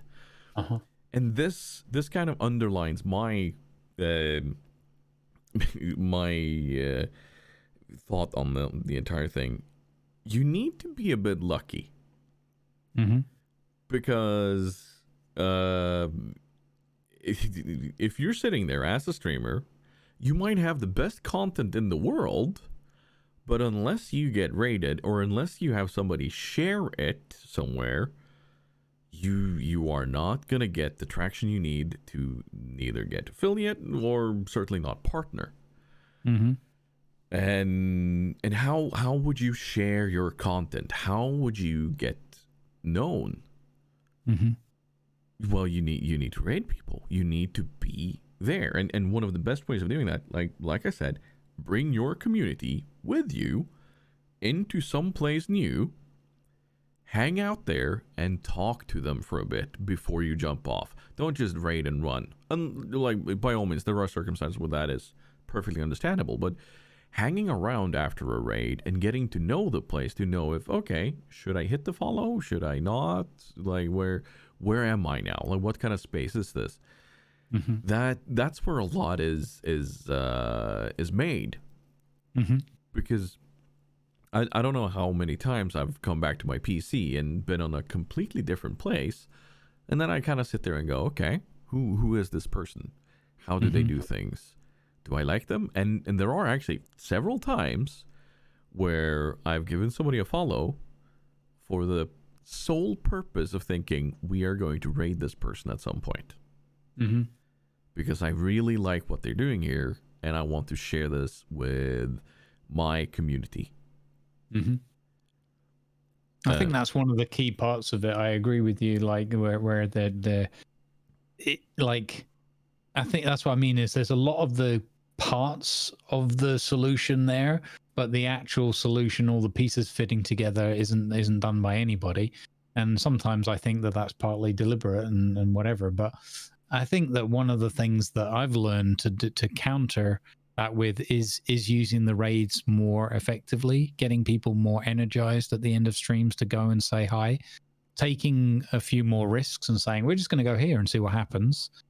Which is a lot easier when you're like, we were very fortunate in a situation where I'd either in game and in character get to know people a little bit and say, okay, I like this, I can see what these people are creating, or you know, friends of friends, or you know, connecting to people where it's like, and especially if you see the check mark, and that's, you know, sorry to people who haven't quite made the partner yet, but it's kind of a good sign, like we were talking about before. The basics are there, the respect is there, the TOS things are going to be kind of well embedded and whatnot, and they've done something to usually grow their community. It's not, you know, again, there's always every possibility in every scenario, but if you mix up, okay, playing in this category, possibly had interactions with them or know somebody who has, and then, you know, and then you're ticking off on a checklist. And I don't go exclusively like that, but you've got a good feel about it generally. But I think some of it for me was still like taking the risk and saying, can I go over there? You know, is this going to make sense? Is going to work out? And then taking that leap, and then spending the time there and getting the feel like you did, like who's this person? What are they doing? What are they putting out there? So I think, as you said, raiding is one of the most powerful tools at our disposal, so to speak, and being consequential about it. We can't always hang out because it's like we need to eat or go out or do whatever, but spending that little bit of time and coming back later and saying, oh, hi, how did it go? And how's the rest of your day been? And all that kind of thing. I think that's one of the most powerful things that we've got access to. And my advice would be for anybody starting out is just don't raid because you're doing a notice me senpai type of thing, right? You're not raiding so that people will raid you back or anything like that. Go there because you want to experience what they're doing, maybe learn something, learn about them for sure, and just see what people are putting and share in that experience. If you're going there with the intention, and this is where networking is always something where I kind of shy away from the side of like actively doing it for the purpose of furtherment, if you will. I do it because I go to places because I'm curious and I want to learn, and I'm excited to see what other people are creating, which is in a networking. similar space to me. Yeah, exactly. So that's the side of it that I embrace, but I've often shied away from networking, maybe again because of my business life experiences, where networking was often felt more greasy and yeah, exactly. It felt more political. Yeah. And so raiding in a non-political way, awesome. Do that all the time. Be part of people's communities. Raiding because you're trying to promote yourself, even accidentally or without thinking about it fully, but you're there because you want people to come back or you want that shout out or whatever. Don't do that. That's like a byproduct of raiding and bringing in a positive raid and a positive community that fits well in, or that likes the content where you're ending up, is that you get noticed. But like you say, it's all about the purpose. Like what is the thought behind the entire raid? And yeah, no, that's it's pretty big. It is. So now go there to have fun. Go there to experience what the other person is doing. And sometimes we're just tired or whatever, and it's like I need to go to bed. Bang, gone. Right? That's cool. We all understand that. No one ever has to make excuses. But say hi, spend a couple of minutes there, and then make your excuses if that's the situation. But and then the other thing as well is like if you enjoy the place, then go back there and pop in and say hi from time to time, and that's how you start making friends across the platform. Exactly.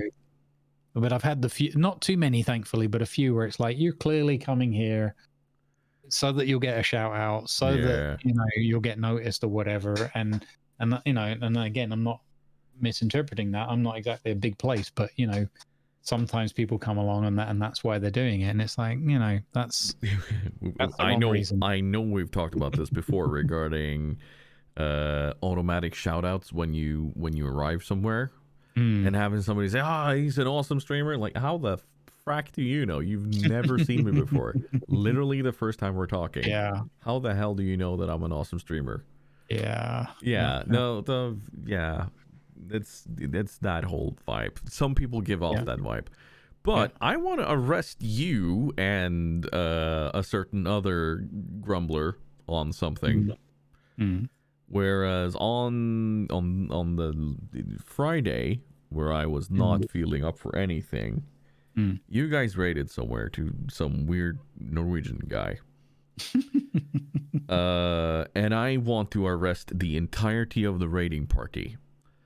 That would, like, with the words being used in chat, laughing and talking about this person. Like, yes, he was not at the PC. He was not 100% sober.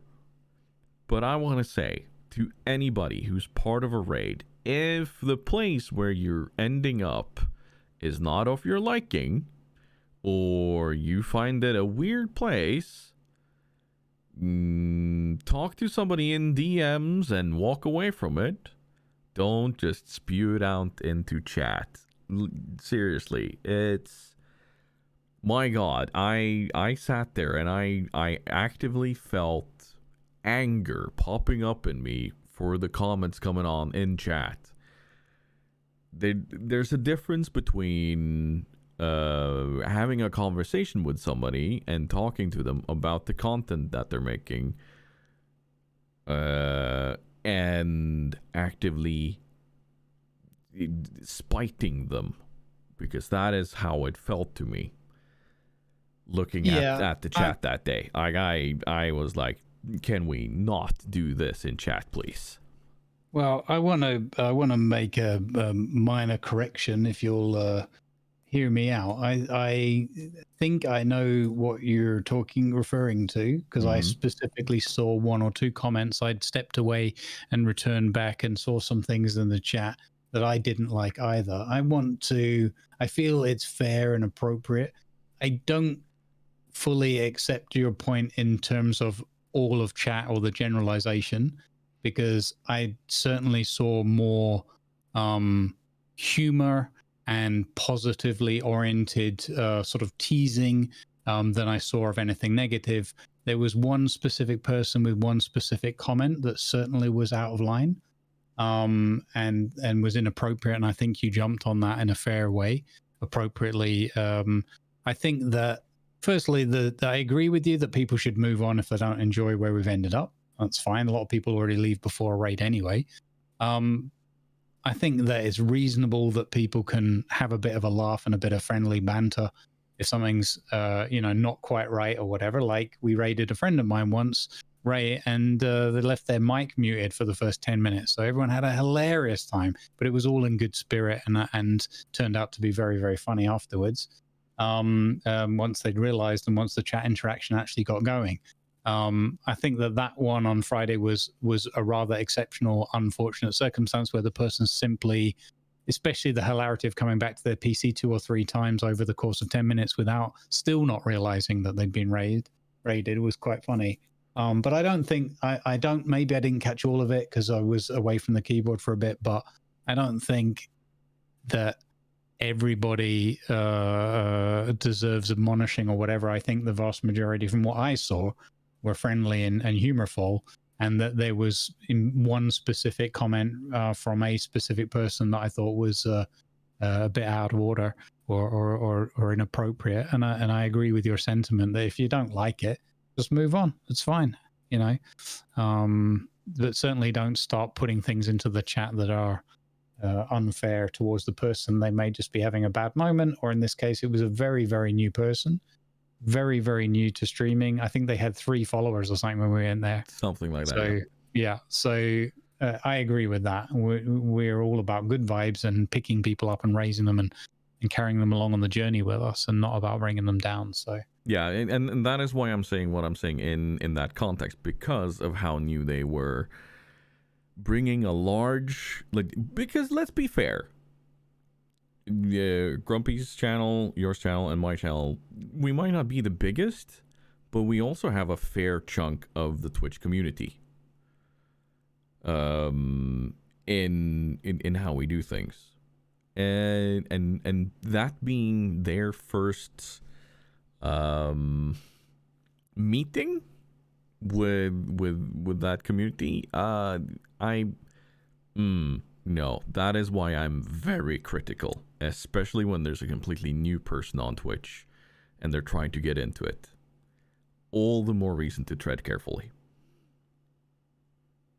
especially in this context. And then, but like you said, with a friend who forgets to unmute their mic, I'll poke at that. If I raid you and you forget that your squeaky voice is on for 10 minutes or something, then I'll poke at that, but it won't be malicious. But in this, with somebody so new, there's so many ways that can go wrong. Yeah, I mean, ultimately, that one specific circumstance was very unfortunate. I would say, again, I think it's clear. We share the sentiment. I see it the same way in terms of chat should behave and have fun. I think that the majority of what I saw was, again, with the exception of one person and 1 or 2 of their comments. Again, I didn't see everything necessarily, but from what I saw in the chat, there was one person with 1 or 2 comments that were out of order from my point of view as well. And I think also that, yes, they're new, but it wasn't somebody who's like, I don't know, 20 fresh out of school giving it a go. It was, it basically was a dude who was, I mean, you're live streaming and you choose at the beginning of your live streaming career, whether that's part-time, hobby, full-time, whatever, but you choose to actively step away, leave your live stream running, play music in the background that's blaring out over your mic, ignore your chat and your stream entirely for a long period of time, 10 to whatever, 15 minutes, come back to your computer several times to play music, to do whatever, and don't pay any attention. I'm not, again, none of this makes it okay to then be rude and so forth. I don't agree with that. But the rest of it, poking fun or whatever, or just having people leave, you shouldn't, please, if you're out there and you're thinking about starting streaming or you're new to it, whatever, don't just leave your stream running, clear off for a quarter of an hour or something, yeah, go to BRB or whatever, turn your camera off, whatever you need to do, but don't do that. It was just kind of funny, and it was the best part was their reaction when they came back, because they were like, oh shit. That was kind of amusing, and I think hopefully they caught the corner of it and got it back on course. I don't know. Yeah, no, they didn't. Right. Okay. Well, it went down a rabbit hole. Oh, okay. Well, that's not so good. Unfortunately, I'd gone shopping at that point, so I didn't catch everything else that went on. So, if you were out there from our community and you were being naughty, stop it. Don't do that. I have no doubt in my mind that people had the intention of being funny and such, but it's yeah, no.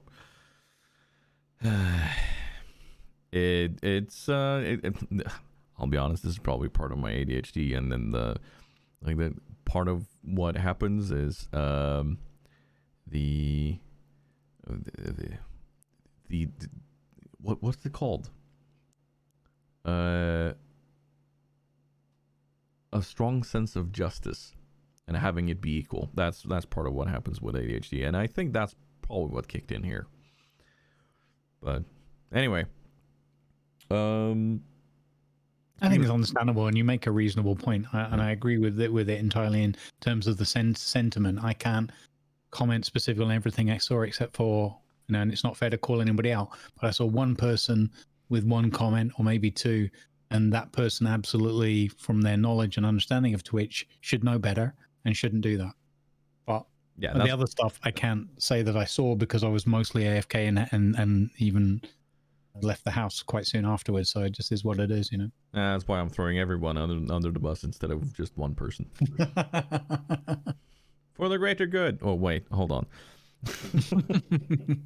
They're all dead, Dave. Yeah, they're all dead. Speaking of dead, or the greater good, all depending. I don't know how to do this segue. Weird foods.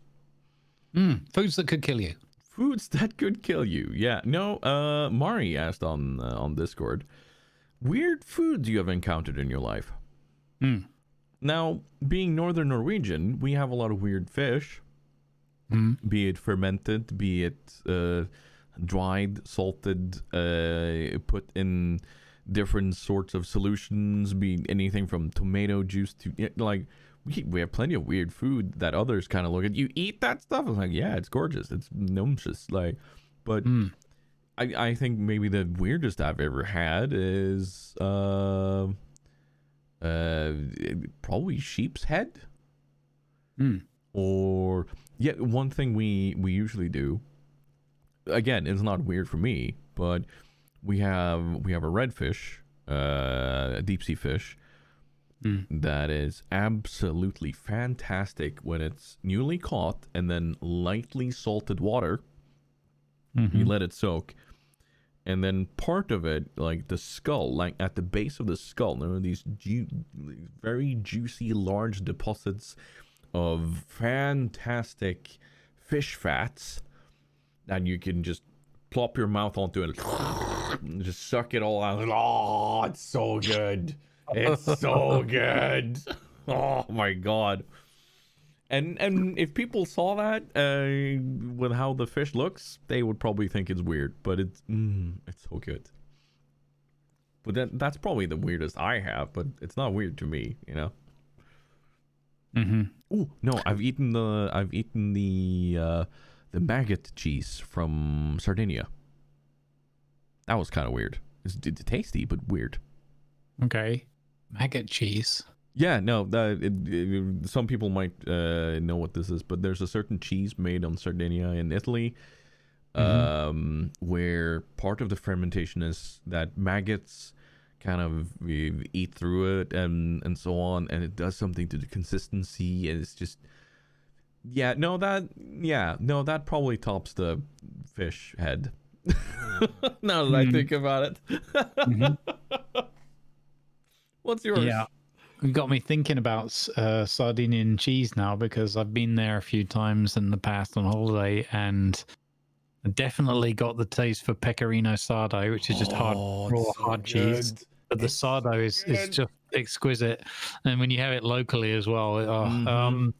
And there's another, I can't remember the name now, but there was another cheese that I got into when I was there, but I don't think it was that one, but it might have been. You never know. So like, I don't know, these are not particularly exotic necessarily, but probably one of the worst tasting things I've ever had. I swear, if you mention pineapple on pizza, I will throw marshmallows at you. No, that's just for my personal taste, not right. But I wouldn't describe it as particularly. I mean, it's probably fairly exotic if you think about the origins of the different food sources. But anyway, it's just wrong, and that's fine.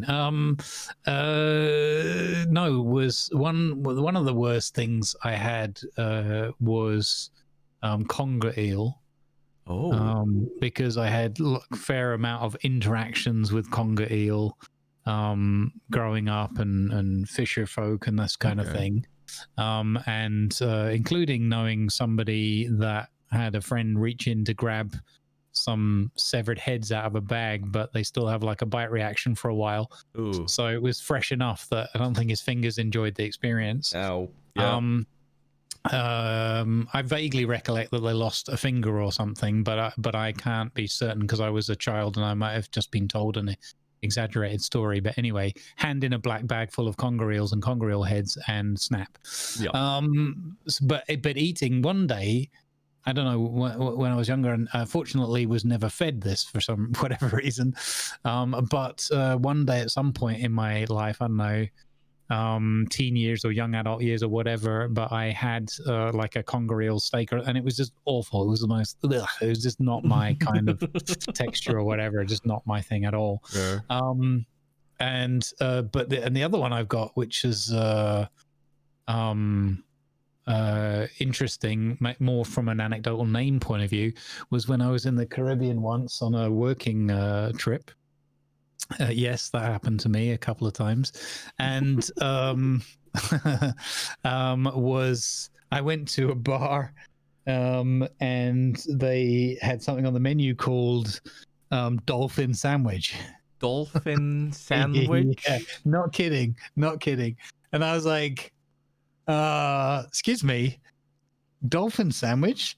And they were like, yeah, it's delicious. And I was like, one dolphin sandwich, please.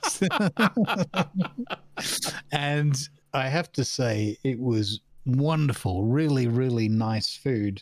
However, it turned out that the joke was somewhat on me and for tourists and whatnot, because it's just a deep sea fish that they call, like, as a nickname or something, a dolphin or whatever. I think it's pretty big. Okay. It's just a big deep sea fish, and you get nice sort of fish steaks from it or whatever. And it was very like thick flakes, but just very succulent, and almost like having like a steak, I guess, in a way, but like a very soft, or like a fillet.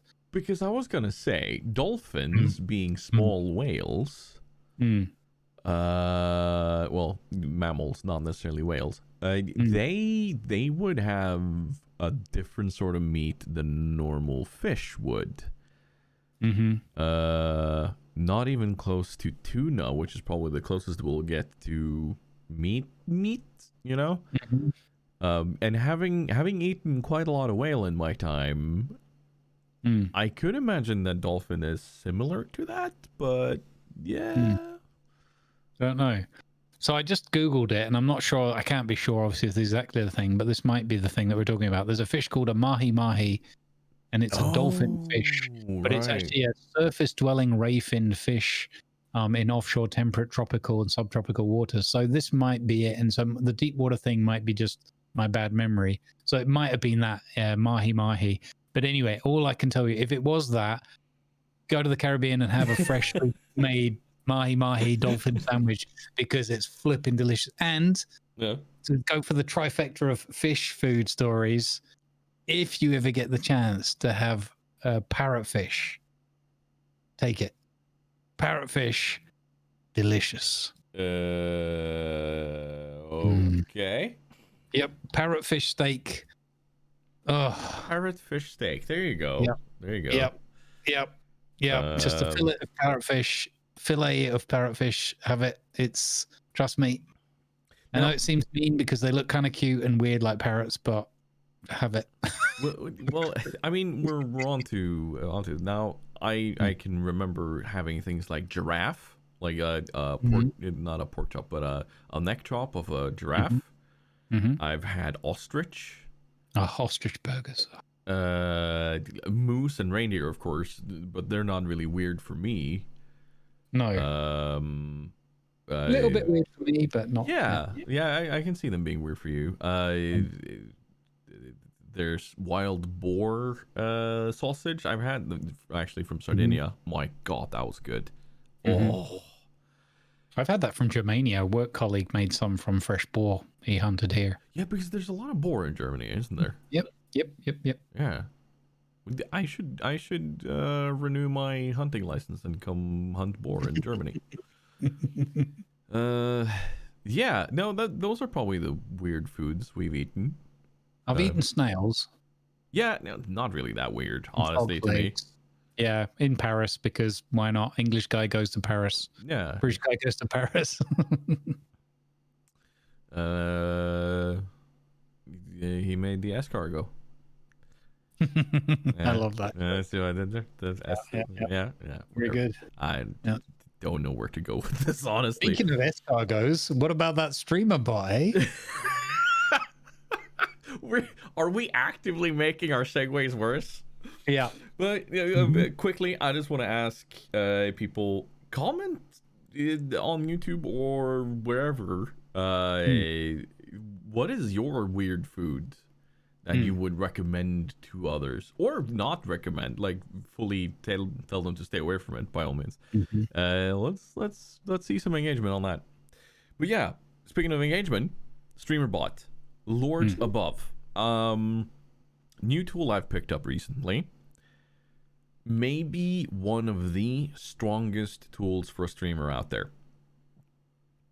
However, Mari asked for pros and cons of this. Pros, you have 100% control over all the functions, the actions, the ways it reacts, and so on. You have so many more integrations towards Twitch than in any other tool I've ever seen, be that paid or not. Like, insanely powerful tool. The cons are you will need to run it locally, and there is a certain amount of technical understanding needed in order to run it. But this is super, super, super powerful for both automation and interaction. Like, let me bring this up right now. So, you can create actions upon actions upon actions that have different functions. Actions here in this case is mainly rooted towards something happening on stream, or supposed to be tied to your OBS, and then you have sub actions as part of that.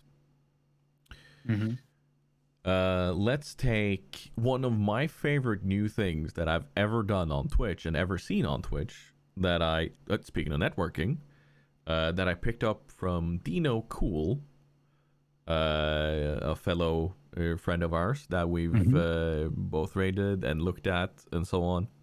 Yep. He cool, has, and his name's Dino. Yeah, exactly. He has a little redemption thing where his face pops out from the side, and there's a sound saying "Hello, motherfucker," and I was like, "Hey, that's a really nice way of saying hello. I am here." That way, lurkers can lurk, and people that just want to kind of announce that they've arrived can do that, and then you can greet them. And I looked at this and I was like, what can I do with this? Because I want to do something with this. And then I created the Oi. And what StreamerBot can do is that when somebody triggers that channel point redemption, it can activate the sound. You can then have sub actions, such as have it wait X amount of seconds before it replies with text in chat, or it activates this thing on the screen where the little GIF pops up and goes "Oi!" And there are so many things you can do with it. Statsbloke has a wonderful thing. By the way, hi Statsbloke, if you're listening. Hello. Where it triggers automatically when a hype train starts. And for every level that the hype train goes up, it does something to the camera filter or a microphone filter or so on. So that there's this part of the chat having a direct input in what happens. And, like, fair enough, these are randomized events, but the other day he had a filter on his head that made it look very tiny, and it also ended up with him having a squeaky voice at the same time. And but for him, he just continues on, and it just adds to the kind chaos, if that makes sense. And it's a super strong tool, and even stronger if you know C#. But the amount of interactions, the amount of integrations you can have voice control on it. Like, you can have that control your streaming PC or whatnot, to activate or deactivate certain scenes in OBS. You can tie this into predictions. You can tie it into polls, and there are so many things. Yeah. And I'm so glad I found this tool, because it removes me away from being reliant on Nightbot, Stream Elements, Streamlabs, MooBot, whatnot. Yeah. Maybe especially Streamlabs. Stop stealing from people. And because I think a lot of people will notice when they have these free tools such as Nightbot, MooBot, and Stream Elements that there's a limit to the amount of commands and interactions you can have before you need to start paying. StreamerBot gives you that freedom. Yeah, I saw, it was very exciting because there's a couple of YouTubers that I've seen do it. I think there were streamers as well. Nutty covered it and did like a intro run through of it or whatever. And I was like, oh, that's when I first saw it. I was like, because I just watching Nutty's content quite regularly, and I was like, oh, wow, there's this new bot thing. Let's have a look. And then the other one is a guy called Andy Lippy. Yeah. He's great. He does really good videos as well, showing how how to use all this stuff and get started with it all and everything. So yeah, it's another one of those on the to-do list, and eventually at some point I'll get around to it. But the more I hear you start being enthusiastic about it as well, I know I have to look into it. So it will get done. I already run a bot locally as it is, but it's from a product that we no longer like to talk about. So there you go. Yeah. It's the thieving assholes. What? Sorry? I didn't. Did I say that last? Anyway.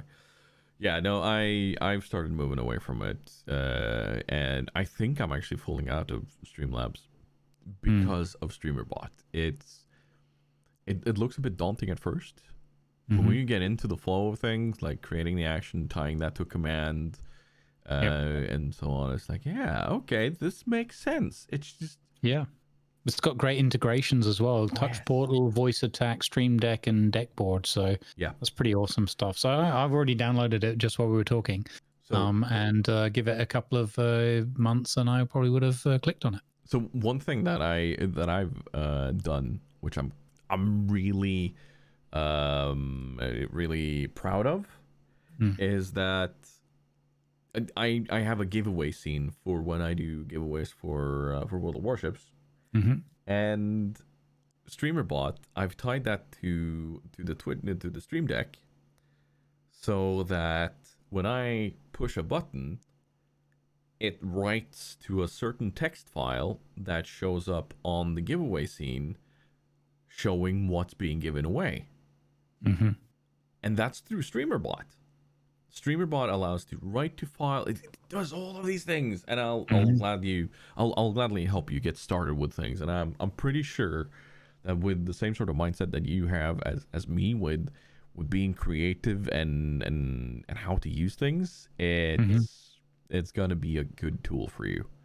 Awesome. Especially knowing like all the sounds and GIFs and such that you have.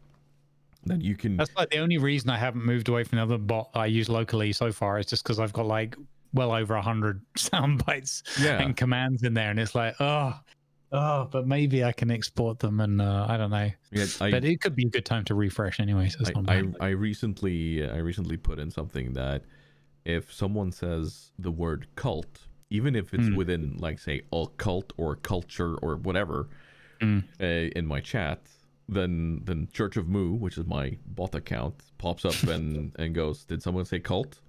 It's not a cult, it's a lifestyle." And then it waits a few seconds, like a random amount of seconds, and it goes moo.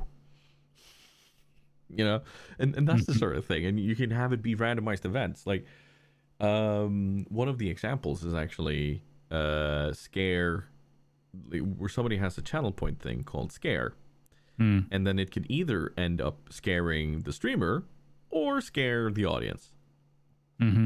Where the streamer will not hear it, but it will be a loud sound going out the stream, or it can end up being a roulette and scaring the streamer. You know, so it's. Yeah, that's one of the things, and I love this tool. So really I'm cool. getting the feeling that you're giving it at least 1 thumbs up here. Yeah, at least one. Yeah. And I think this is going to be part of my focus throughout the year, and honestly, it's going to be a motivation for a lot of what goes on the channel coming forward. So. I think that the upcoming year in gaming as a topic is not really something I can answer. No, it's going to be complicated. Well, I think, yeah, because I see it similar to you in that actually the focus of the year is on content we want to create and having fun with our communities, and the games that come along will be hopefully fun and part of that. Yeah, and I think I will probably be doing more things on YouTube, and I'll probably be playing more story related games on YouTube rather than doing it on stream. And there are so many story games that I've missed out on, or not necessarily missed out on, but wanting to play. Yeah. Mafia, I just got the definitive edition in the Humble Bundle. I want to play that. I'm gonna continue my Subnautica videos. But in general, gaming, I'll be honest, I think I've kind of fallen off the news sector of things. Like, do we know something that's coming out? I mean, this is going to be, in theory, according to the list, a big year, but it depends. I looked at the list earlier today because I was thinking ahead for the podcast, and I was like, I don't know most of these what they are. And there's not that many that are either available to me because they might be console only, or that I feel like I'm super drawn to. One that surprised me recently was I saw Horizon Zero Dawn on the PC port of it.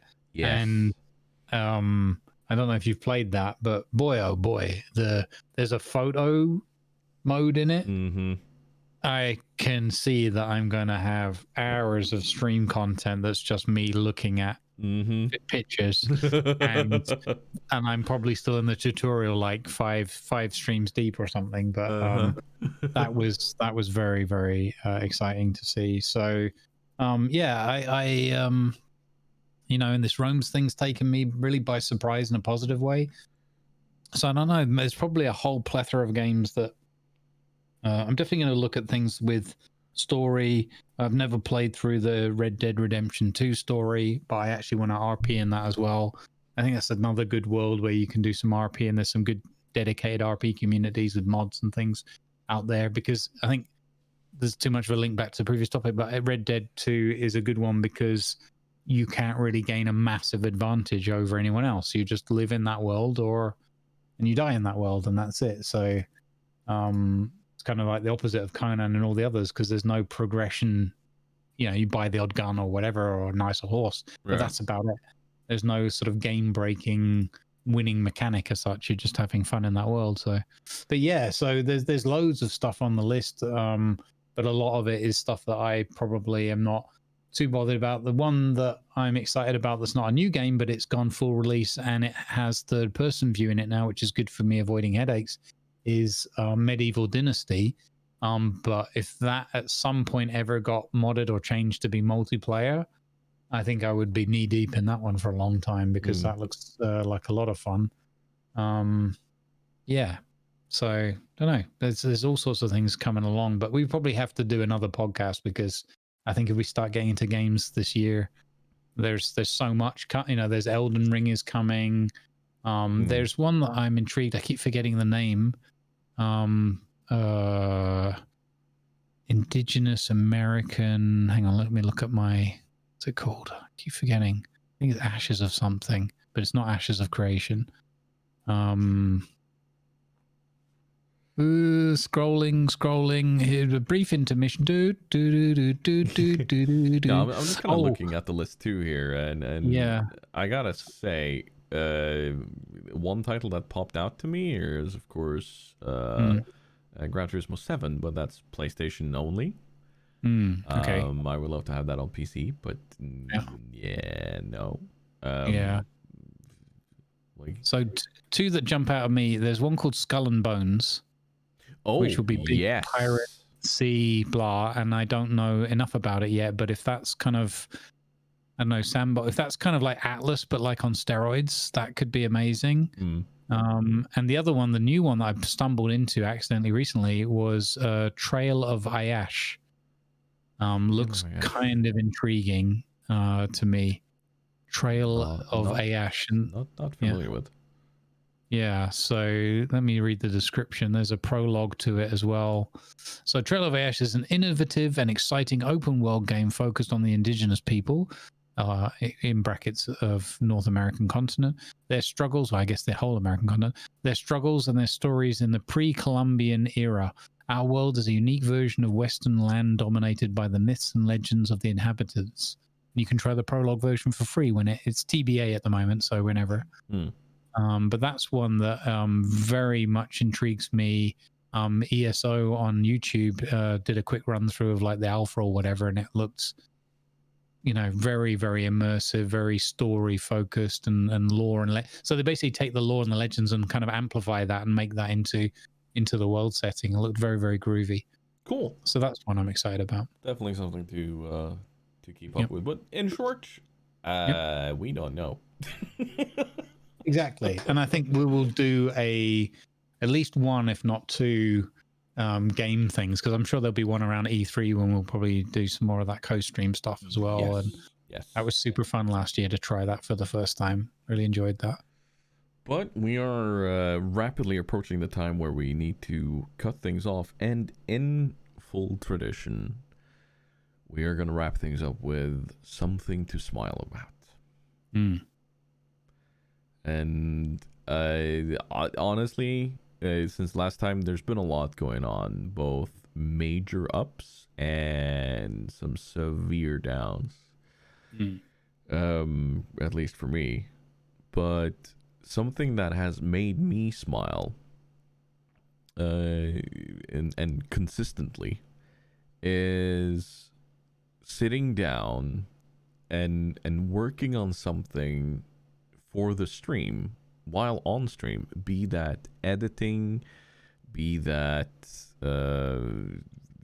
stuff for StreamerBot or such, but then having people in chat talking and just doing almost this body doubling thing that really helps me work, at least. And just kind of getting through things one by one, and knowing that it has a direct impact on the stream. And it just feels really good. Yeah, that's probably my very simple and straightforward thing to smile about. Well, it's a very cool thing, and if I was to cheese it, there should probably be a rule about you can't pick the same thing. But now that you've said it, especially, I would say that I've certainly had a lot of smiles whenever I've lurked or been able to hang out, but glanced across and seen you doing your Pomodoro and doing something together with the community, I saw you creating your giveaway screen a while back. I saw you doing some other edits and putting some things together, video edits the other day with the thing you were doing with the I keep thinking of like Napoleon or something when you do the what's it called, the thing when you're chopping it and you're doing the time key the frames key or framing. whatever. Oh yeah, that was the Nelson. I was stranded on a beach. Yeah.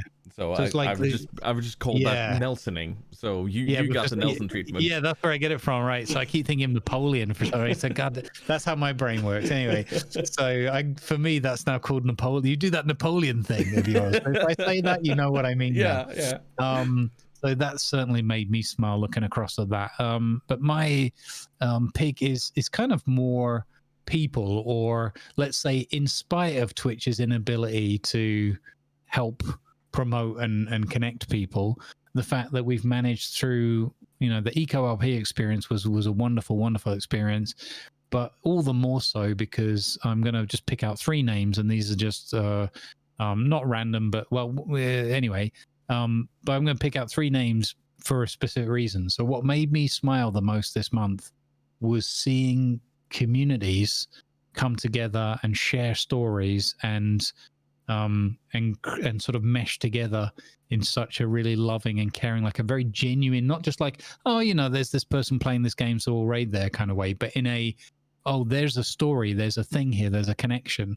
And then seeing those connections become like not like a one and done and like, oh yeah, thanks buddy, see ya kind of thing, but like a interaction and seeing the crossover of people from the various communities hang out together. So I guess it's like community spirit or whatever that I would call it, but specifically Tea with Mandy, who then raided into somebody called Meltsy, who we went to for her birthday stream the other day. And honestly, Meltsy, a gold standard in terms of interaction with community and chat. Amazing. Like, all these people are amazing, but the way she goes about it, and it's so genuine and so amazing. So both Tea with Mandy and Meltsy, one who raided into the other, otherwise I would have never found Meltsy, thanks Twitch. And then Cringer, because Cringer we've found through role playing, and then Blutenham was in chat and was like, oh, that's Cringer playing that character Dingus, and I was like, and I'm like straight away like, thanks Twitch, who the hell is Cringer? And now 2 weeks later it's like, oh hey buddy, how you doing? Hi, I'm Dingus, nice to meet you. So I'm just really grateful and smiling all day long, having met all of these wonderful people, having had an opportunity to role play with 2 of them, but most importantly, my thing to smile about is the way the communities have embraced each other. As an example, emotes. So Mandy was running the cult of Mandy on the eco server, and she had these hut and cult sort of green evil smile eyes or whatever as her, and they would appear in like my chat when we were playing Ivan and doing stories and that, and then vice versa. Cringer had the Dingus ones with his DMCA car. He had Dingus Motor Construction Alliance. Oh, that is amazing. Yeah. And and then we put in the Mare Bear portrait. I had them as follower emotes at first, and then I put one of them into the tier 1 so that we could take them over. And then we went over to a few different communities chats from time to time and put the Mare Bear in the chat because everybody knew the story. And it was just really fun to see that creativity and that meshing of all those different communities coming together and having fun together. So that's my something to smile about. No, definitely something good to smile about there. And I am in full agreement, having watched a lot of these interactions through your stream and others that you've rated or others that have rated you at some point. It's been a lot of fun to see that. So it's a great it's a great way to see the community use Twitch in a good way. And not necessarily us being enabled by Twitch, but yeah. Anyway, with that being said and done, honestly, I'm not sure how long this episode is going to turn out. Because we started recording very early on throughout the meeting. So hopefully we're not too far in. Who knows? Once you've edited it down to the good stuff, about 17 minutes. I think people know by now that We don't really run a lot of edits here, and I don't think there's going to be any mid-episode edits this time around. No. Anyway, I've really enjoyed getting season 2 of Exit to Port started. It's clear that it's going to be more, and for you guys at home listening, either on YouTube or wherever you may be listening, please leave us some feedback. Talk to us. We want to do more interactions with you guys in the way that we put these podcasts up. And to those asking questions, I'm bringing in suggestions for this one. Thank you. It's given us a lot to talk about.